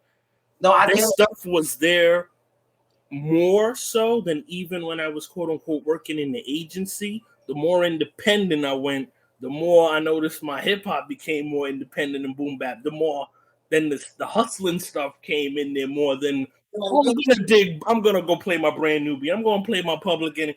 That's No, not what I was going to. I was kind of Yeah. going for the, and for some reason that still fed me with everything else. Now there was balance, but I'm just wondering. I feel like this is too long of a Well, question. no But problem. do you understand what I'm trying to ask? Like, how can somebody? That's all I'm saying. It's like, okay, so let me just make sure that I'm not taken out of context, right? There is Please the do. real life reality of what it means to be in that struggle. And the way that people, particularly people from the hood, the way that we go about sort of making ends meet is not supposed to be the norm, right? It's not supposed to be based on the white supremacist society, right? It's a response and reaction to that, right? That might be deemed criminal or illegal, but is it really? Is it really? And not following the rules. But I mean, you think about the giant corporations that are worse than the people in the hood, way worse, right? And are never dealing with negative sanctions. And so I was speaking to like when we thinking about how we kill and murder each other. I'm speaking specifically to that because um, that's not the same as I'm hustling, right? That's like we're coming to annihilate each other, ourselves. And so I think when we think about hip hop, I mean, hip hop is full of nuances, right? It's not just this, that, or the other. It's the experience of people, and so the experience of people is nuanced.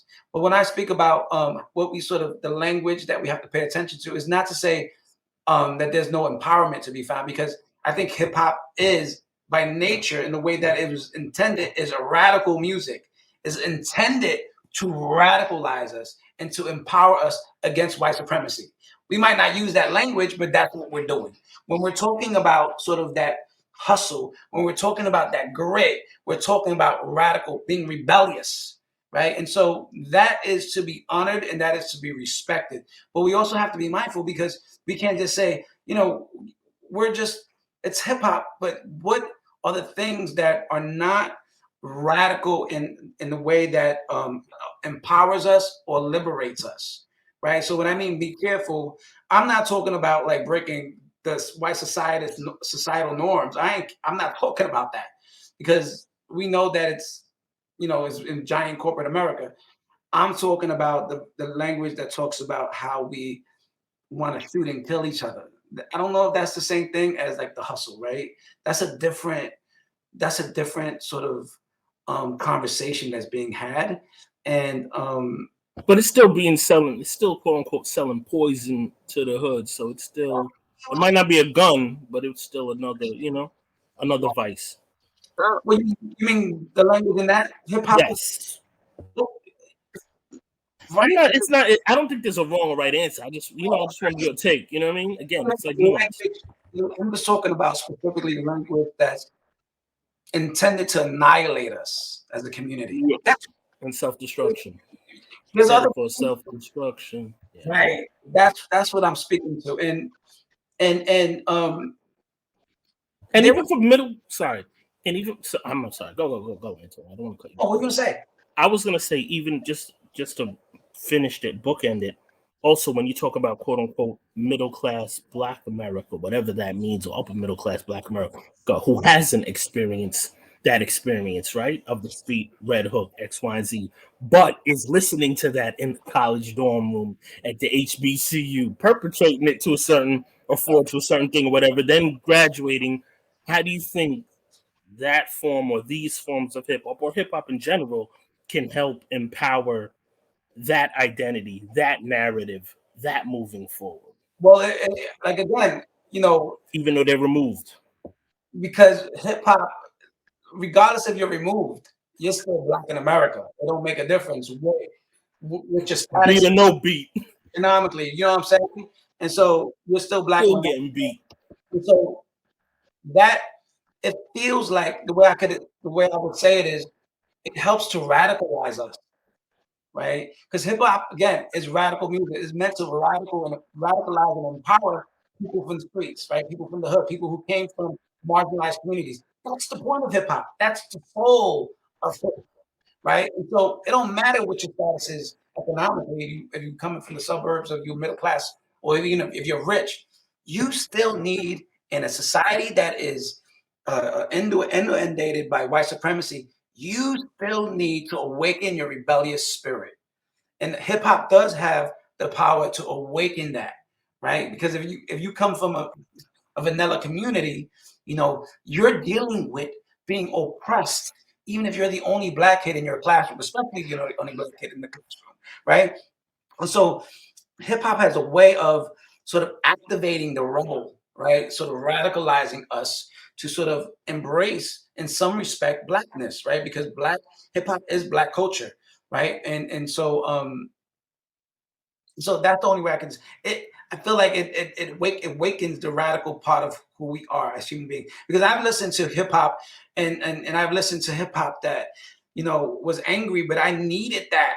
I needed to align with that anger because I expressed it. I felt it in myself. I needed the hip hop normalized the fact that I wasn't alone inside of my anger, inside of my pain, right? And so listening to certain songs allowed me to sort of had to be Contextualize it. expressed, which was very necessary to my humanity, or I would have lost my mind. It's like what we call in therapy framing. It helps to Yes, frame your because circumstances, and then you just normalize it as well. It's amazing. Great. I mean, Actually, yeah. and actually, gangster rap was not meant to make you be a gangster. Gangster rap was just telling the stories you were living. Mm-hmm. Reality You rap. telling your reality. And it was a reality of what was going on.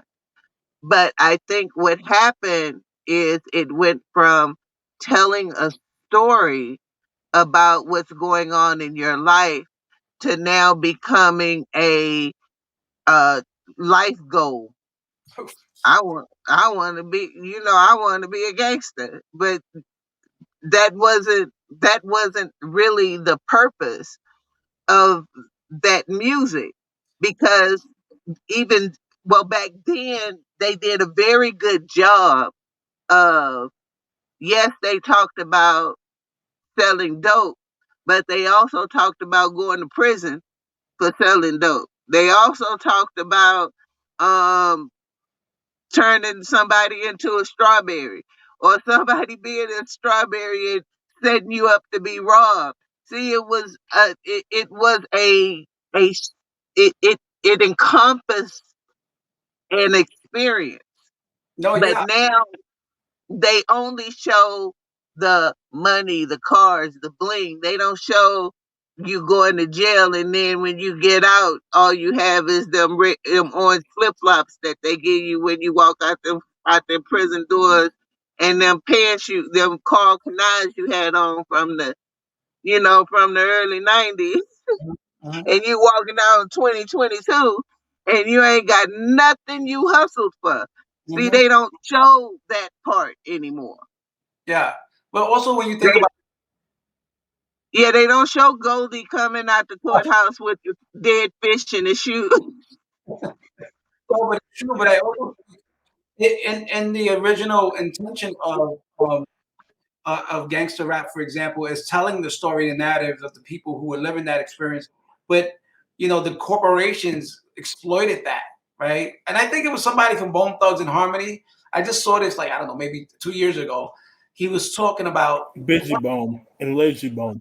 right that there was like some kind of deal being made with the music business, Yes. Yeah. the prison industrial complex, and how like that was like they were trying to like use the hip hop to sort of condition young people to want to emulate that so they could get locked up. Remember, you saw that? You heard about that? Now, Yes, sir. so so we got to understand like how that's been exploited as well, right? And it's not. And so you could have your story, your lived experience, and then have it be exploited. But then let's also talk about how your lived experience is an effect, an impact of white supremacy. Because when you're in a condition or in environments that you don't have opportunities, right, because of all these things that are sort of intended, these factors intended to keep you oppressed, what do? Right? So people who even have to experience that it's an expression of and a reaction to white supremacy anyway, right? So it's not like that is the authentic truth about our communities, but a reaction and a response to something far larger than we can even imagine when it comes to like white supremacy. Whew.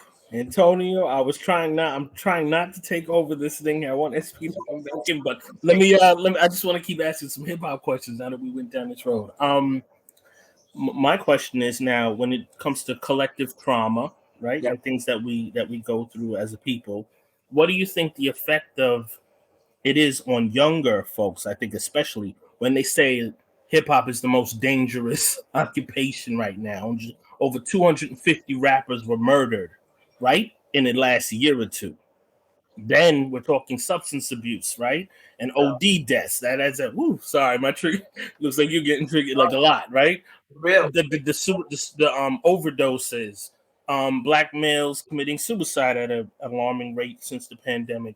What do you think this effect has on us with like collective trauma? What do you think we can do about it? That's like part one, right, with the Man. hip hop artists, and then part two that I want to ask is in hip hop, um, when we talk about like trauma dumping, sometimes, and I love the albums, but sometimes there's no quote unquote way out in the albums, and it seems like ruminating and it's just perpetuating, right? And No. trauma dumping is something I think that goes on in hip hop albums as well. And I don't think we fully, because even artists say, "Ooh, I don't go to therapy. My music is my therapy." Okay, cool. But then where's the healing now in that album or in your trajectory in your career to now where we can get that and we can explore that and actually quote unquote find our way out? I know I'm asking a lot of different, but these are the two No, questions it that I makes have. sense, but it makes Yeah. sense. I think so the first question talking about like what we see, I mean it, when you think about what happened to George Floyd, right? Like we experienced vicarious trauma by seeing that, right? Right, and so like Repeatedly, over and over and over. I couldn't even watch even a few seconds of it because I was already like triggered and fucked up inside of myself. And so it's the same thing when we think about like when we're talking about the trauma that we sort of experience through seeing artists die at a young age. Um, it just traumatizes us, right? Even though we might not know the person personally, most of us, right? Because we're separated because some people are famous and we're not. Um, uh, it traumatizes us. We really have to acknowledge the fact that vicarious trauma is real, and vicarious trauma on top of all the other traumas that we experience. And so when I see it, when I grew up, again, I grew up and well, the formative years of my life was Red Hook, right? And we come from poverty, and the majority, okay, of my aunts and uncles are dead, young, very young. And what it does to us, when we sing, so hip hop is just an expression of what we see anyway in our communities, right? When we sing celebrities die, we sing that in our communities already. And so it sort of re traumatizes us on top of the trauma that we already have from what a lot of us are dealing with in our communities. And so it just, for the way I see it, is it makes us sort of believe that our lives don't matter, that our lives don't have value or worth, that even the universe says that we shouldn't even live that long, right? And so, meanwhile, there's a whole bunch of factors that play into early death, right? It's not just because there's factors that play into that. And so, I think the way we internalize it is that, yo, like my life really is not worth anything to anyone except maybe my family, right? And I mean, in the larger scheme of things, like it has us think, especially the young kids out there, right? The adolescents, the people who are not fully developed yet, who are still learning and absorbing what it means to be a human being. You all the way internalize that because you're connected to that, right? Even though you don't know that celebrity, you're connected to them in community, and so it just really, I think we not only does it further traumatize us, but it also has us believe that our existence really does, it has no value. And I mean, and and that's how I can answer that one. And the second question that you had asked me was about what was the second question? Trauma dumping and Oh, like ruminations and I things like think that in the albums where there's no out. But I think that, if you look at artists, Puffy calls this album "No Way Out" well, right after Biggie passes. You know but what I mean? those are where they're at the time. But you see artists evolve, right? And as they revolve, like Jay-Z, we just talked about, like, you'll see that the messages shift based on where the artist is at in their life. So I don't know. I don't know if we could just look at one album and sort of have that be the expression across the board for an artist's lifetime, because an artist can come out with 5, 6, 7 albums, and in each album they're in a different space. And so I think if they need to trauma dump in that album, if they need to like express whatever they need to express, that's very legitimate for where they might be at that time in their lives, And again, I'm like, I love R&B. That's my thing. I'm more of an R&B head. I think about Mary J. Blige, right? And I think about My Life, right? I mean, My Life is as hip hop as it comes, right? And Classic. where she was at that time, right? My Life was very necessary for Mary J. Blige at that time. As you look at Mary J. Blige's album, they've evolved from that. And so those albums are very necessary. The same way I have my emo phase, right? I would listen to Linkin Park and just right, the rock, like hip hop thing, and just be super angry and like crying and just like letting all this stuff out. But that's what I needed at that particular point. Now that doesn't move me anymore, because I've evolved. But I think artists also evolve. So Man, rest in peace to him too, because he went through his own situation, the lead singer, from sexual abuse, and I think that I always say that me and Eminem kind of grew up together. When you are subjugated to certain abuses, you tend to be drawn to kind of drawn to each other. Yeah, it's true. That Marshall Mathers album. Trauma bonding. Yeah, because you recognize it. I recognized it in him early on. You recognize it in each other. You kind of just listening to his music. I kind of knew what he was going through, and I could hear the pain. But he also taught me that it's okay to get angry. That's right. It's okay to be mad. Right. And it's okay to be mad at your parents. It's okay to be mad it's okay to get angry. And it's okay to say shit that you wouldn't normally say, but you need to say it in that moment to get it out. Yeah. Right? Yeah. So we talked with OC a few months ago, and OC told a story about standing in a bar having a conversation with someone, and the guy was shot point blank in the head right in front of him. And you're missing the major part of how old he was. Very young. He was 18. This is a trauma that he's kind of dealt with his entire life. Mm-hmm.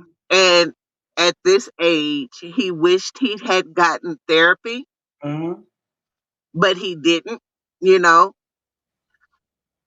How do we deal with the stigma of therapy in our communities? Well, we got to understand sort of what stigma is. So first thing is first. When we think about our communities, especially when you think about like the Black community, and how racist the mental health field has been from like forever, right? I mean, we talked about this in our Freedom and Fighters of the Minds meeting around, the sort of national organizations, mental health organizations sending out these statements. The National Association of Social Workers, as well as the American Psychological Association and the American Psychiatric Association, send these statements out apologizing right, for their sort of complicitness with white supremacy. And so we have to recognize that, right, when we're talking about the stigma associated with mental health. It's not necessarily stigma per se. It's more like, I don't trust you, and you shouldn't trust the mental health field. Okay, you just shouldn't. And so, not because there's not a lot of us doing great work, right? Because I'm a mental health professional. Um, but that's the reality of the world we live in. And a lot of the way that we sort of engage with mental health is designed for white people and not sensitive to the Black lived experience. And so sometimes when we go and seek services for our mental health, we can walk away a lot more harmed than we intended to walk away. Like we went there to get healed in some to some Facts. not re-traumatized because our therapist right did harm. And I've seen a lot of Black and brown clients go through the systems, like when they go deep into the systems, it really fucked them up more because the way they're sort of dealt with is not really sensitive to their lived experience. So before we talk about stigma, we need to talk about the fact that we can't trust the mental health field. And Can't trust it. can't trust it. And so, and the stigma is associated really with And it happens so frequently. That's the shame. That's the shame. hey. And when we talk about stigma, we have to talk about it in this way. When you're a Black or brown person in America, you already are stigmatized. When you go, so you're already stigmatized. You already got a level of stigma, right? It's already clear. What does it mean to be Black or brown, right? And so when you walk into some kind of office seeking mental health services and we get pathologized, you're adding a second level, or not the second, but I don't know what number it might be, but another level of stigma onto us. And ain't nobody got time for that, right? I don't have time to deal with the fact that you already see me as subhuman. And then when I walk into your office for support, what you're going to say to me is going to add to this conversation that I'm inferior, right? Because of now my mental health, right? And so, or my mental, the challenges that I'm presenting with. And so, in order to talk about stigma, you need to first talk about how we can't trust the mental health field. And then we need to talk about what it means to be stigmatized already for being Black or brown, right? In a white supremacist society. And then the extra layer of I'm going to be stigmatized because now you're going to pathologize me and you're going to tell me I have bipolar disorder. You're going to tell me I have depression. You're going to tell me something. Schizophrenia. Whatever, right? The book is right here, right? Right? This book right here. I just bought this book. And so, And you're supposed to be going into a safe space and be vulnerable, and then you can get hurt. Yeah, by a person in a position of power. but what happens is the person who's in position of power also happens to be your oppressor. And even though they might not consciously know it, they might be uh, inadvertently oppressing you still. You feel what I'm saying? And that's what we got to pay attention to. We can't just keep talking about stigma. That's not, And then but it even comes with the intention too. and this is the whole complexity of services. Does that make sense? Yeah, totally. That makes complete sense. Yeah. But the intention too, when it's like that's not my intention, but it's like intention is not enough. It's the education and all of that behind it needs to come. You got to know all of your intentions when you're working with your clients. Every single piece of you need to understand when you show And the transference, counter transference, and the projections and all of that, which is what you're speaking about. Yeah, that's a whole nother thing. The road to hell is paved with good intentions. Damn. Somebody told me that. Speak, preach. I understand that completely because I'm a nurse and I live in Texas. And I often wonder when you go into an emergency room during the day, why are there no Black people in here? Mm. Why are there no Black nurses in the emergency room in Texas during the day? Y'all work the night shifts. Exactly. Or they're on the less desirable floors, like um Tony, the respiratory floor or the corporate gastric unit, floor. They're never in areas of prestige. they're never in areas of emergency or um higher skills. It is almost like it's built into the system that we are untrustworthy to take care of these people. So I understand exactly what you're saying because as working in Texas, I have found I've knocked on people's door to change a wound vac and not been allowed in because I'm black. I've literally held a woman's intestines inside of her stomach because her sutures popped. And she told me to get my nigga hands off of her. I mean, that's. Respectfully. I mean, and I know you very my face and my expressions because there's so many examples of people of color who are professionals who continue to deal with this over and over again. So imagine our client and our patients, what they're dealing with. And we're dealing with it as professionals, right? And I mean, we've seen it when the COVID pandemic started, right? We can see the disparity right then and there. Like it made it so clear, right? Why were the majority of people dying who happened to be people of color? What's going on? When you saw the differential treatment, you saw the disparities in healthcare right in front. It was like right in front Type of us. of jobs people do, essential versus white collar versus frontline versus. Treatment, like you were saying, like anyway, these are the types of things that trigger me because no matter if they always say do the right thing, go to school, get your education, get a degree and Mhm. Play the game. play the game, and then you still treat it like a subhuman, right? You still treat it as like someone you're inferior. And I've it just every time I hear professionals talk about every single time there's so many professionals who have stories about how they confront white supremacy in their workplace. It just blows my mind that this is going on and we know it because we're on the inside, but like the average person doesn't know it, right? They Mhm. have to grapple with. In a post Yeah. Obama society. I, Wow. Joe I Biden, I voted for him. I thought we were good. Listen, we And don't. Kamala. Well, well, Howard's this is very the own. thing. This No is the shot at thing. Howard. Hampton. Being 50 has taught me. We have never voted for anybody who we thought was qualified or was going to help the Black community. True, true. We vote for people who will do the less amount of damage to the Black community. Mm. Allegedly.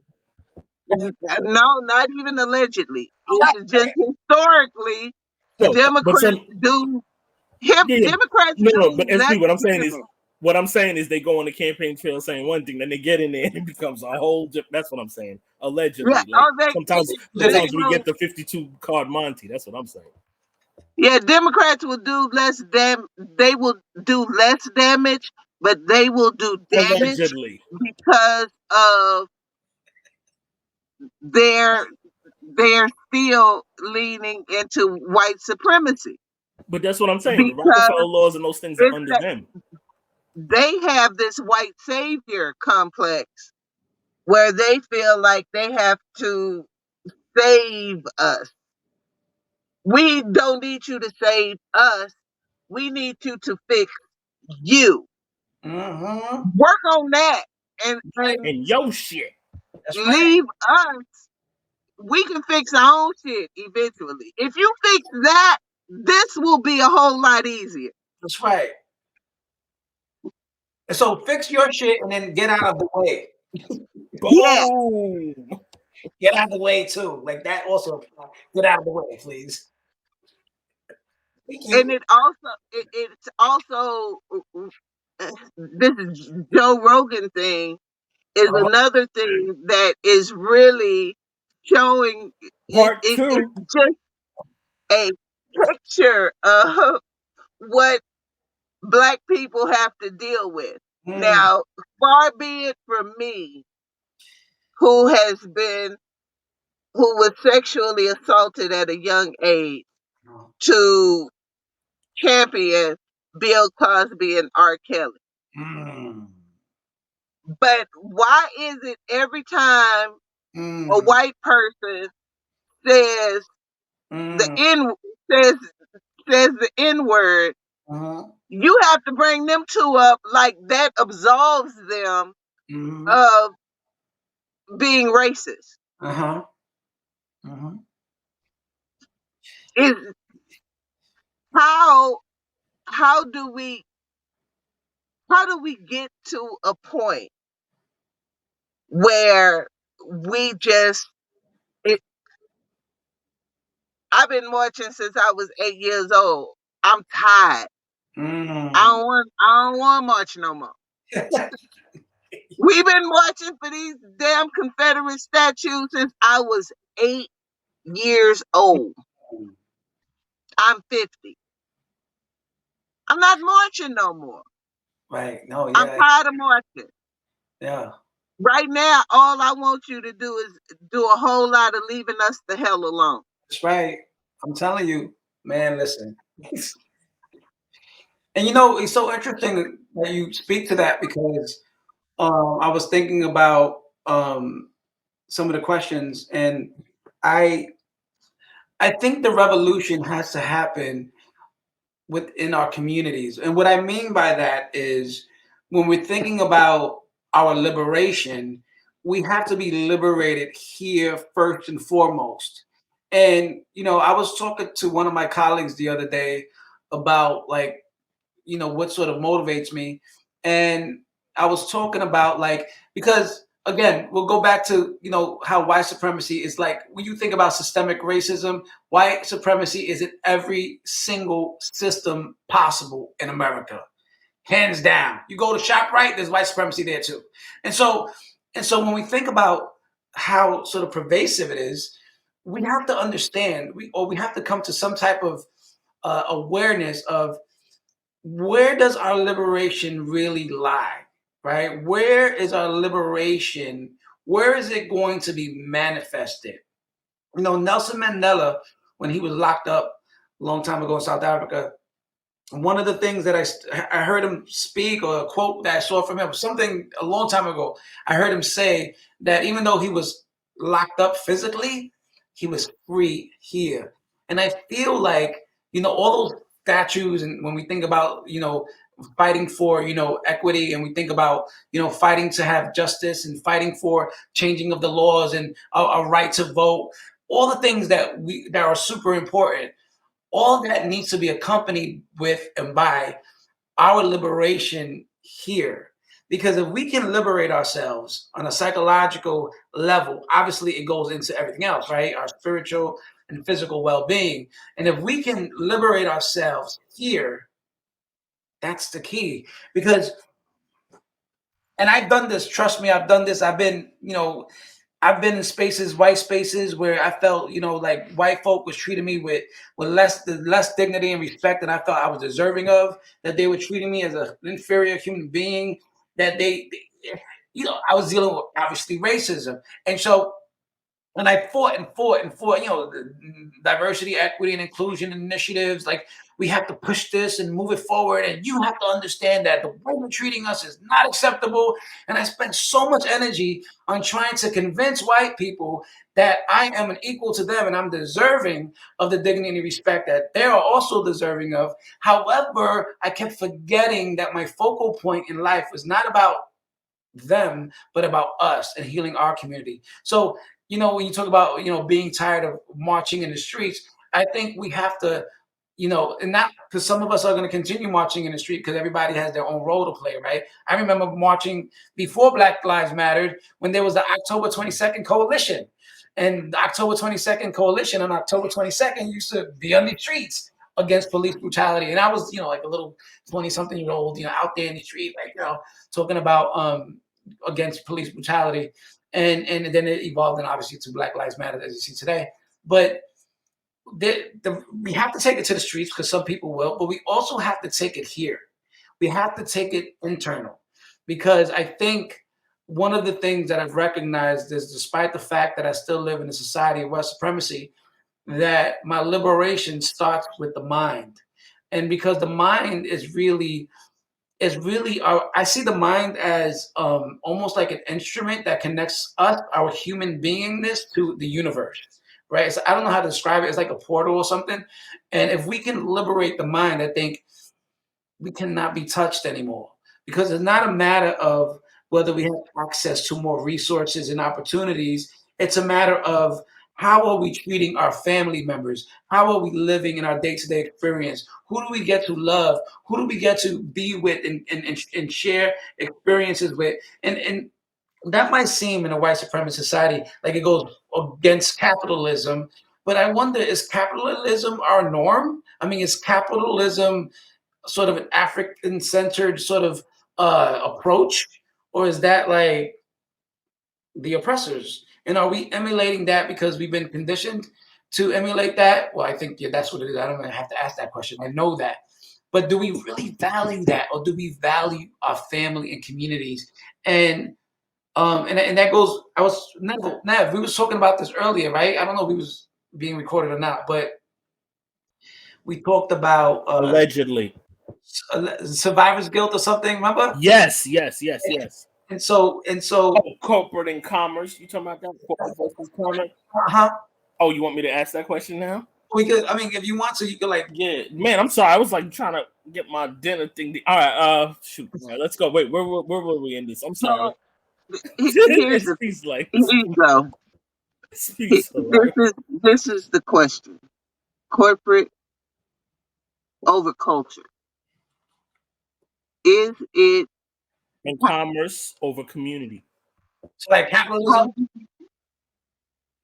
How do you get a Jay-Z not to sell out his entire community to build a stadium in order for him to prosper, and yet destroy the community in which he was raised? I mean, oh my goodness, I don't. That's hard, because I mean, that's what I think of when I think of corporate over culture. When I think of commerce, I think of Jay-Z telling us we've marched enough and now it's time to sit down and talk with the NFL. And yet I see nothing he's done with the NFL that benefited Black people whatsoever. Those are the kind of things I think about when I think about. I'm not thinking about somebody who's done well in life and they decided to move out of the community and they're living well and they're eating well and they're taking care of themselves and their families, and you want to keep your family safe, and so you haven't ventured back into the community for a while. I get that. Everybody has the. When I think of corporate over culture, I think of somebody going in and doing a song about murdering Black men that look like you to make a dime. That's what I think about. So that's a wait, SB, I get it. That's a macro level, I guess, in a way. And then Antonio, when I was talking about it before with the professions, right?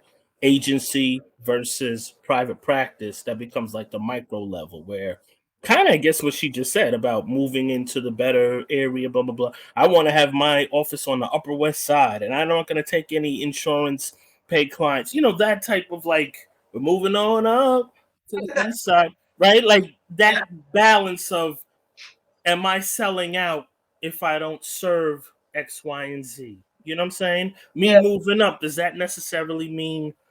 That's what I guess the question is, from your opinion. Really believe in the selling out part, because, listen, this is. Sorry, hold on. Before you continue, I'm sorry, Antonio.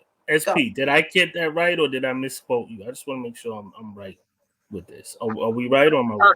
No, you got it. You got it right.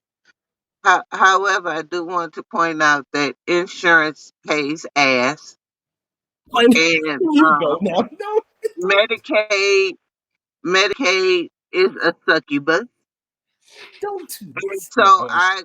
I never hold it against a healthcare provider who doesn't want to take any of that shit, because if you have to wait 7 months to get paid, No, hold on, SP. I'm just sorry. because I don't mean to cut. your pay is a little more Hold on. doesn't mean the light company ain't gonna come at the same time. No, You know what I mean? No, you're right. But SP, I think we gotta. Maybe this is me. I do think we need to cut that part out and just keep it to the question to him, because I hear your part. But I think we need to anyway. I shouldn't. Insurance company, So Antonio, that's basically it. When it comes to culture, when it's a woman, I don't know how we're gonna edit this now, because this is, I kind of messed it up here, but and I did mess it up. But when a woman, I said to you earlier, is calling on the phone, I shouldn't say a client is calling on the phone, asking and saying, "You are the only Antonio. You're the only Spanish speaking, I'm assuming, right, or black, blah blah blah blah blah in this area, and I need you to become the father figure, the brother, the spiritual guide, the blah blah blah, all of this thing, and I need you to take my, for example, $15 copay insurance. We're not going to name them, and I have a high deductible, and this is what you did, and you owe me X, Y, and Z." So it's that survivor's guilt, imposter syndrome, loyalty to the community. So then that's the commerce versus corporate versus culture versus, what did I say? I lost the whole thing now, but that's the point. So how I interpret that in a real simplistic way is capitalism versus your people, your community, your commitment, and Your choices accordingly as a professional and a servant, because we're in a service. What's the word? All of us, SP, we're in a service-driven profession. right. Where does that mean? Well, let me just say, I don't, because of how things are set up, it's almost, so it's like if I had a lot of money, right, I might do different things with my life. But that doesn't mean that I can still contribute to my community. And so when I think about, so we can have access to resources, which I think is super important, but the access to resources that one man has, like Jay-Z, can also provide a whole bunch of opportunities that might not have been there, right? Well, it could be creating jobs, it could be whatever it is, right? To sort of, because we can only do what we can do. Everybody can't be like savior of the world, right? We can only impact wherever we're at, right? You think about Jay-Z, imagine all the black people he employs, right? Imagine all of the money that comes from his riches that sort of trickle down into the community. And so that might not seem like a lot for everyone because we don't see the large impact. But if you can just impact one person's family, right, then that impacts another person. It's like the butterfly effect. And so it's hard to like Measure that, you're saying. and sort of, but then SP saying, what happens when you knock down a whole quote unquote community and build up this building, and then I guess the gentrification. I think that's what she's saying. How do you? It's gonna be anyway. I mean, gentrification is the common the new form. With or without Jay-Z is what you're saying. Jay-Z. This is not. All right. That wasn't Jay-Z who did this, right? They've been colonizing these lands forever. And gentrification is just colonization. But is it okay to go along and get along with it? I guess is the no, it's like it's almost like, how do I feedback is heavy. most of this tragedy, right? And then how can we take this tragedy? Sorry, can you repeat that, Antonio? I'm sorry. Like, how do I make the most of this tragedy? Is like, because it's tragic, right? When you think about like people being displaced from their homes and having to like go out Like, I mean, New York is fucking expensive. You can't even afford a freaking sandwich, and that's tragic. And so when you think about somebody who's in a position as Jay-Z, how can I make this travesty, this tragic situation, how can I turn it into something positive? Because whether Jay-Z is there or not, it's still gonna happen. Right? It doesn't. So it almost like you have to be like. It's almost like you have to infiltrate. You have to infiltrate the system to then sort of influence them. Still From the contribute. inside out, yes. And that's the way. But Because it's almost hard to get into this. It really is. but I think what SP is saying now is, what if you go in there and then you become, I guess, like sanitized, or like Dr. Cornel West says about Martin Luther King, Dr. King, like the Santa Clausification of somebody now. It's like you take out their fangs and their grit, and they no longer really have that power, so to speak, to do X, Y, and Z, even when they're inside at the board, at the meeting. Because maybe we're giving him too much power, because from what I heard, he only had a small percentage. It was more of publicity, quote unquote, I think, stunt to really do it. But he's still at the table. But then I think she's talking about the NFL now, where he supposedly had maybe even a bigger role, or had more power there. Because I think I'm mixing the two up too. I'm sorry, I'm talking about Barclays plus the NFL. Actually, what I'm talking about is, yes, he had a very small portion of the ownership. However, your impact, and you know how you're viewed by your community. And when you tell them that this is going to be a plus for you, and you're going to the jobs and the this and the that, and it's a bunch of bullshit, and yet you still chuck and jive in front of the camera and feed this falseness to your own people. There is a problem with it. At least for me, it's a problem with that. Now, don't get me wrong, I don't expect Jay-Z to save the world. However, I do expect Jay-Z to be to remember that side of it, Yeah. that you have now displaced these people all over the city, right? Yes. These communities that were a community are now no longer a community. Mm-hmm. They are dispersed.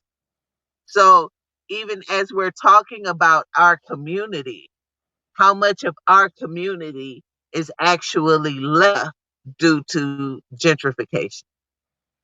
But that's the thing. Like gentrification is like a modern form of colonization, and I think that's way bigger than Jay-Z. And so sort of, and let me just also put another about the trucking and driving part. Like, could it be fair to say that even as professionals, we had to go through some form of trucking and driving in order to get our degree, and then in order to sort of function to keep our jobs, right? Because when I think about the mental health field in particular, there's a lot of things in the mental health field that causes a lot of harm to Black and brown folk. And yet, in order for me to keep my job, I have to participate in that, right? And so, Or at least look the other way. or look the other way, right? So either participate or look the other way. Because even if I'm looking the other way, I'm still participating. And so I feel like when we're thinking about how we maneuver and move through the world that we live in, right? We have to sometimes do things that go against our value in order to eventually get to a point where now we can do things in a way that can now make the difference that we wanted to make in the first place, except we had to go through that little stuff to get there. Because I think about, like, for example, me, right? Like, I went through a lot. Just to summarize it real quick. Sorry, I don't want to come, but I do want to say this part. So you're saying basically, in some ways, the ends justifies the means if it's for the greater good. Yes, Okay, gotcha. because you can't really escape the society we're in. We're here. So how do we make the most of it and then get to a point where now I have this influence? When I think about, like, for example, Beyonce, right? Jay-Z's partner. I mean, Beyonce's work, I mean, she has a legacy of work that leads to, when you're thinking about, for example, when she was at the Super Bowl and then she did, she was paying homage to the Black Panthers. Like, she didn't have to do that, right? But something about that, right, what it symbolized for young Black and brown kids across the world, was that she was symbolizing radicalness, right? And sort of that was her role. And so we can't think that there's not going to be some kind of chucking and jiving to get to the end result that we want. Like, if I think about all the stuff I had to go through just to get into position of becoming a private practitioner, there was some chucking and jiving I had to do. And that's not saying that I didn't rebel or I didn't protest or I didn't advocate, but I know that there's some things that I sort of conform to in order not to lose my job, even though I felt on my insides that it was harming my people, right? But I didn't have any power. So I had to, like, suck it up in the meantime until I got to the position where now when I think about my private practice, even though I'm still under the licensed clinical social, I'm still a licensed clinical social worker. Um, I have to still sort of think about, the rules and regulations. I have a lot more sort of freedom to make the difference that I've always wanted to make in my own private practice. Like no other organization, no matter where I worked before, it was never going to allow me to have the freedom to really do my work. And so I finally got to a position where I can manifest the type of work I always wanted to do. And, but I had to uh, sometimes sort of ignore or neglect my values in order to make it to this position. So I think the same thing with somebody as large as Jay-Z. Like, he had to do what he had to do to get to this position. And maybe we don't see it on a grand scale, but trust and believe there's no way in the world that man is not impacting Black lives, right? In his way, that he's not impacting Black families. Because, I mean, we don't know, right? Who's he's employing and so on and so forth.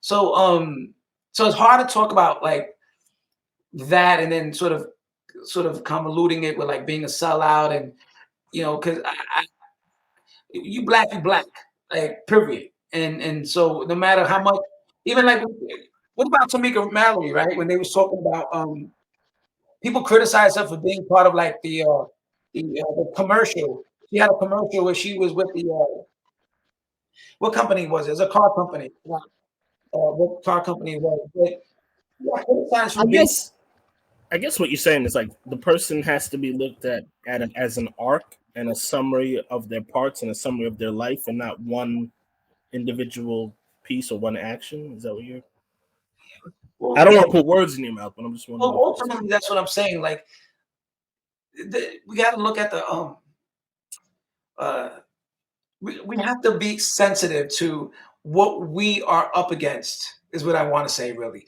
we have to. Regardless of how far you reach, Huh? regardless of how far you reach, we still need to We have to be hold sensitive. them. We can hold them accountable, but there still needs to be a certain level of grace with Yes, the situation that you're in. that's right. Because we talk about that as therapists, like person in context, right? Strength based, but person in context of situation and That's setting. right. Right. And he's still in a situation and setting that you're saying is oppressive, regardless of how Right. financially and economically empowered he is and a figure. He still has certain places he can't go, certain things he can't do, certain things he will not be allowed to stop. I mean, he's still a Black man in America, right? And that Period. doesn't that is never going to be erased, no matter how rich he gets, no matter how much influence he has. And that we have to be sensitive to. That's that song that he has, OJ, right? What's it called? OJ. So What else? thank you for settling my Twitter dispute. We've had this argument on Twitter, and so I wanted to bring that here because I don't think people really understand the depth of the depth of what it takes to actually be Jay-Z. I think Beyonce has a better hold of over it. Um, because she's so she's always been really quiet and private. But this was a argument that they've been having on Twitter for about a year now. Oh So no. I'm glad. I'm glad. So you think he resolved that hour in a? You think that he solved the year like in like 2 hours or so? He resolved Yeah, it. I think he solved the year in about 15 minutes of conversation. Yeah, because there's always nuance to everything, and Right. I think we always get into this. We have this right wrong mindset instead Black of and white, seeing no the gray. nuance. Yeah, we don't see the nuances of situations. So Yeah. And yeah. listen, I don't even, first of all, I don't even we friends on Twitter because I feel like that's just, I don't even use Twitter. But it's interesting, when we talk about these things because we forget where we're at, right? Sometimes we forget that we're still in this white supremacist society, right, in the context of white supremacy. And so we cannot be mad at each other. We can't be mad at each other because, we're doing the best we can with what we got. It's just ludicrous to me because it's like, how can you expect that one black man to be the savior of all of us? Right? We have to recognize that everyone plays a role to the probability, and if we can acknowledge the contributions that each of us make, I think we'll spend less time being critical of each other and more time celebrating the contributions we do actually make versus making us the reason for why white supremacy exists. When white supremacy exists way before any of us were here, right? And so I think and so it really, and we forget that as a community, which then we fight amongst each other. It was the same thing like we talked about earlier, right? Between gender norms, right? And then when I mentioned colorism, like we fight amongst each other about something that none of us created, right? And so, and to expect any of us to have the final answer, to expect any of us to have the final solution, to expect any of us to be a savior is just ludicrous. It doesn't make sense. It doesn't make sense. And we have to be sensitive to the context that we're living inside of, because the context we live in inside of, and I don't care who you are, is designed to keep us dehumanized and inferiorized. It's designed to keep us oppressed. And we got to remember that every single time we have a conversation that is intended to criticize our brethren. Because at the end of the day, we're all in this shit together. And in order for us to be able to become liberated as a community, we must come together. We must.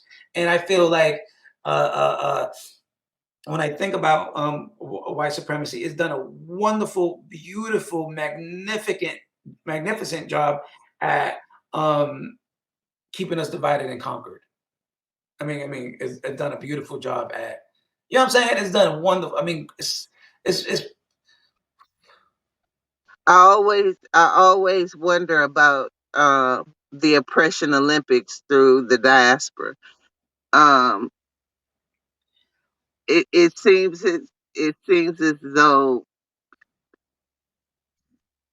nobody wants be to understand that the only difference between uh, Jamaica and America, or Haiti and America, is they boat trip was a little shorter than ours.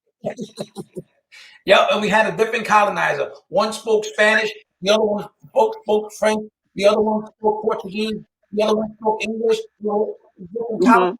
Hmm. But it's all the European colonizers, right? And so that really, and that's one of the reasons why I created my private practice, is because I feel like if there's any contribution I want to make, is to sort of bridge and divide and bring together our community, right? I think So that's why I say black and brown, because I feel like it sort of encompasses so many of us that are really Mm-hmm. connected. And so it's so important for our liberation, for us to finally sort of evolve to become the self-actualized human beings that we really want to become. We have to come back to community. We must come back together. I mean, there's really no other way around it. And we look at indigenous communities and we look at our ancestors and everything, every great thing that has ever happened, every inch of progress we've ever made was and only because of community. None of us can do it on our own, right? We just can't. We'll be completely outnumbered. And so I think the community, we need to learn our history, like we talked about earlier, SP, right? So we could understand that we're really in this together. And yes, we also have to acknowledge that certain of us have way more privileges than other, but nonetheless, we still operating inside of a context of white supremacy that's not meant to celebrate any of us. Period. But I also think one of the oppression Olympics conversation is also the reason for that. I think there's a lot of anti-black sentiments that come from people who are not black identified, and so and those anti-black sentiments in the minds of those other people of color sort of dehumanize the black person and the black person's experience, which is why they can even come up with the oppression Olympics and say, well, what about us? If you recognize that black man or that black woman or that person of African descent is your brother or sister, you would never say what about us, because you would understand and know that it's all about us, that all of us are in this together. But you need to, and when I think about this, I'm saying we need to recognize that we have to be sensitive to each other's experiences. But particularly, I think it's important to understand how powerful white supremacy, that how powerful it is when it comes to black anti-black narratives or sentiments, and how that has influenced all of us, right? And we've been conditioned with the same prejudices and biases that our white counterparts have been conditioned to sort of internalize. You said what you wanted your contribution to be. What do you want your legacy to be? I don't really think about that. My legacy to be, it's not a, to be quite honest, I don't think about like legacy per se. I think about like uh what my family might remember of me. That might be the only That's legacy. your legacy. Yeah, that, but I think I don't think about like what are people going to remember about me when I'm dead. I think more about like what can I do now, right, to contribute while I'm alive, and what can you remember in this moment. And I feel like when I think about my work, as much of myself is in it, because my whole body is in it, my whole mind, my whole soul is in it. As much as all of me is in it, it's really not about me at the end of the day, right? I'm just here for whatever reason, why the universe sort of thrusted me onto this earth. I'm here to contribute in the way that I can. And in a lot of ways, despite the fact that I'm so animated and I think I have some kind of level of charisma and so on and so forth, and I'm really good at what I do. It's not really wrapped up in my ego, but more wrapped up into my heart, and it really is an expression of love more than anything else. And so I don't really think about legacy like that.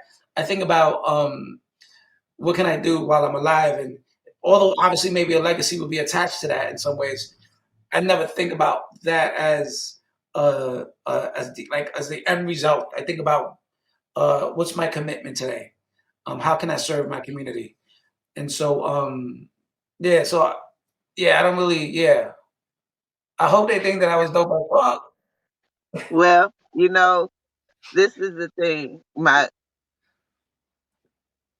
We are we are the ancestors. Mm.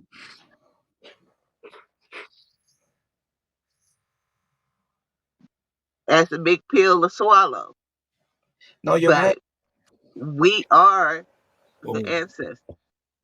And I always want the reason ask about we ask about legacy is I want people to really start thinking about the fact that You're the ancestor. What are you going to leave behind for the generation that's coming up that's going to sustain them when they have to go through the things that they go through, like the generation before us gave us things to sustain us when we go through the things that we go through. So that's kind of what I'm talking about when I say legacy, because I am fully aware that I'm the ancestor. Yeah, that makes so much sense. And you know, so when I think about that, I think about you know, liberation. I think about I think about the legacy in that way. Liberation is what I want to. That's my legacy. Like that's what I intend my legacy to be. Liberation, and it doesn't mean liberation in the way we might think about liberation, but any little any little drop of liberation, right, that came before us, we're benefiting from it to some degree, right? And so then it's going to continue advancing and evolving. And so liberation is what, when I think about ancestors, ancestors supported me through my liberation. And so, and I'm going to pay it forward.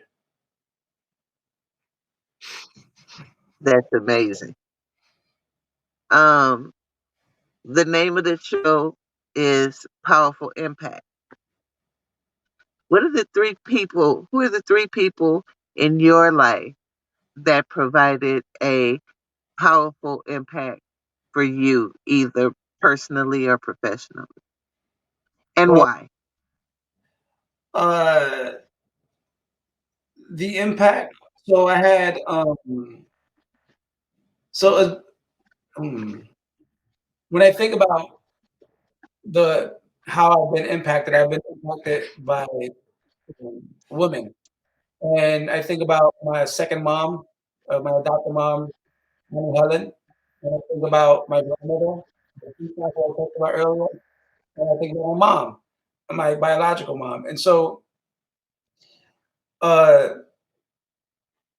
I mean, obviously men were in my life, but I feel like these women, because of the sort of positionality that they were in, sort of had to sort of go through life with a certain amount of grit, right? They had to practice being resilient and in the face of the adversity that they've experienced as women of color, and so I feel like I inherited that, right? Because um, I don't know anyone stronger than a woman. Like, I'm sorry, hands down. Like, I mean, we can't even take pain. So, like, when I think about women, when I think about who inspired me, it was the women in my life, and it was their grittiness. They just were. You have to be a person who is relentless, unrelentless. Is the word relentless or unrelentless? Is one of those in order to be able to survive in a world that is attempting to annihilate you. And I've seen that from these strong sort of matriarchs in my family. And yeah, and so yeah. You know, I want to thank you so much for coming on. You gave so much clarity and dropped so many gems, and finally settled the age-old question of whether Jay-Z should be hit by a Mack truck or not. You're gonna take that back to Twitter. We don't condone any violence or anything happening negatively towards anybody on Powerful Impact. That No is the waiver. way. Promote life, not death. But do you have any shout outs or anything you want to promote, and let people know where they can reach you, and how they can contact you if they wanted to be a client? Okay. I just want to first shout out to anybody who's listening, especially if you black and brown, because I think when I think about these types of conversations, I think of this as part of our work, and I want to shout you out if you listen to any of this, because to sit down and to listen, and sort of engage with a nuanced conversation where we get to practice critical thinking, I think is a way to our liberation. And so I want to shout you out, whoever the listeners are, or viewers who was able to sit down and have this conversation, or at least engage in listening to it. And you can find me at www.theliberatedself.org, or you can find me on Instagram at the Liberated Self. So those are the two main spaces that I sort of function when it comes to, like, the web and stuff. And I do have the Liberated Self seminar, which is coming up in 2023. So, I'll tell you about that, as it sort of comes up. And I'm also going to work on another project, which is unpacking white supremacy, not necessarily in the mental health field like I'm doing with the lives, but I'm going to do unpacking white supremacy in a different way. So that's another project that I'm working on, where we can share our stories about the impact, so that we can understand that we're not in this alone. In the meantime, that being said, thank you so much, SP and Nev, for allowing me to be on this show or on this podcast. It was a dope ass conversation. I really appreciate it. I hope to invite you on to whenever I have a podcast, so that we can continue conversations. Anytime, and you're welcome. You're welcome back anytime. Nev, you have any last questions you want to get in? Yes, Antonio. I'm sorry. There were two that I had left, Antonio. These are hidden joints. Again, right? Again. Uh, I think this is necessary for the public to hear. Don't have to be long winded. Whatever you want to do. The first one is, what exactly made you get into advocacy work and into the field of, that what we're doing now, mental health, social work. What kind of got you into that? Then there's one more. It was just basically recognizing. I mentioned this earlier, but it was recognizing, my lived experience when I was in my formative years in Red Hook, and seeing myself as a little kid playing in garbage, and that was the norm for me. But I knew something was off, and so I didn't know what it was, but I knew that something was off. But I couldn't describe it. I didn't give it language. I didn't have language for it, and so something about that experience stood with me. And so as I went through my life, I felt worthless, like a worthless piece of shit. That's what I felt like. That was my experience of me. And something even about that conversation was kind of off. And I was like, wait a minute, that don't make no sense. And so as I went through my own sort of therapy and through my own sort of self-developmental sort of processes, I woke up, right? I was awakened. And so me being sort of what I am now as a therapist, that was always in me, except, I was not mature enough to become that. But I always felt like I wanted to be part of the solution. I was either going to be an English teacher so that I could, have students write in journals to express themselves, or I was going to be a counselor. And so then I became a therapist. But it was always I always felt compelled to be part of the solution. And I always felt like my community deserved the expression of love that my work is, for them. That's great. Now, this is the last question, I promise. The final last question, the fifth one. What is some advice or blueprint or breadcrumbs you would give or leave behind for someone who was interested in getting into the field of mental health, becoming a licensed mental health counselor, therapist, couples counselor, psychologist, psychiatrist, or even a psychiatric nurse?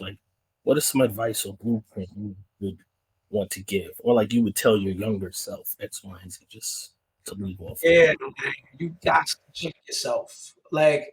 You cannot do this work if you don't do your own work on yourself. I don't care how many textbooks you read. I don't care how many licenses you have. I don't care how many internships you done did, how many conversations you had with another person and was in the context of counseling or therapy. If you don't deal with your own shit, you're not going to be effective at what you're doing. You're not going to be able to contribute in the way that you can contribute, because your own shit will always be in the way of being able to provide that service. Because what we're doing, right, we're facilitating a healing process, especially when we work with Black and brown folk, right? It's a healing process, right? And in order to get to that self-actualization, we must be healed to get to that point. And I feel like you don't want to get in the way of your work by sort of being unhealed yourself. And I'm not saying we have to be perfect, right? But we must have a certain level of self-awareness where we're no longer a stranger onto ourselves. If we walk into an office or any kind of setting where we want to contribute to someone and we want to talk to them about how they could repair their relationship with their mom or dad, you better have your relationship checked too. Don't be practicing, don't be not practicing what you preach. And so I think the only thing I can say is you must do your own. I'm not talking about textbook work. I'm talking about your own healing, your own development. Like, because without that, we are the tool. The self is the tool in our work. And so that's it. Yeah. We got to check ourselves and do our work. That's so damn real. That is the real, and that's why they call it private practice. So whatever you do is a practice, right? Even if you're not playing game, even if you're not in the finals or whatever, you are out there practicing That's right. constantly. That's right. Supervision, peer supervision, what is it? Continuing education, these things here, whatever. Just constantly learning and curiosity, evaluating, reevaluating, reassessing, reapplying, just getting better and better. Putting in your 10,000 hours, man. Ain't no shortcuts, because anybody taking shortcuts gonna get cut short. So stop No, the damn shortcuts. no, even just to make sure that we're very clear, all those things are also the work you have to do with yourself as a human being. Because again, if those things are important, nothing is more important than the relationship you're creating in that relationship with the client. Like the therapeutic relationship is all based on what space you're holding. Because we're the ones that technically with the power in the room. And so we have to be really mindful of that space we're holding and what we're bringing into that space. And that's why checking ourselves is so important, because at the end of the day, we have to leave that other person feeling like they're so seen that we disappear. Like if I'm not disappearing in the room, then I'm not doing my job. I need to disappear so that you can show up. Yo, that's one to grow on. That's a jewel right there. Thank you for that. I want to thank everybody for watching Powerful Impact. Thank you, Antonio, for coming on the show. I really appreciate all the wonderful gems and advice that you drop. Um, Everybody subscribe to the YouTube channel, follow us on social media, and we'll catch you on the flip side. Powerful Impact, we out. Peace. Boom.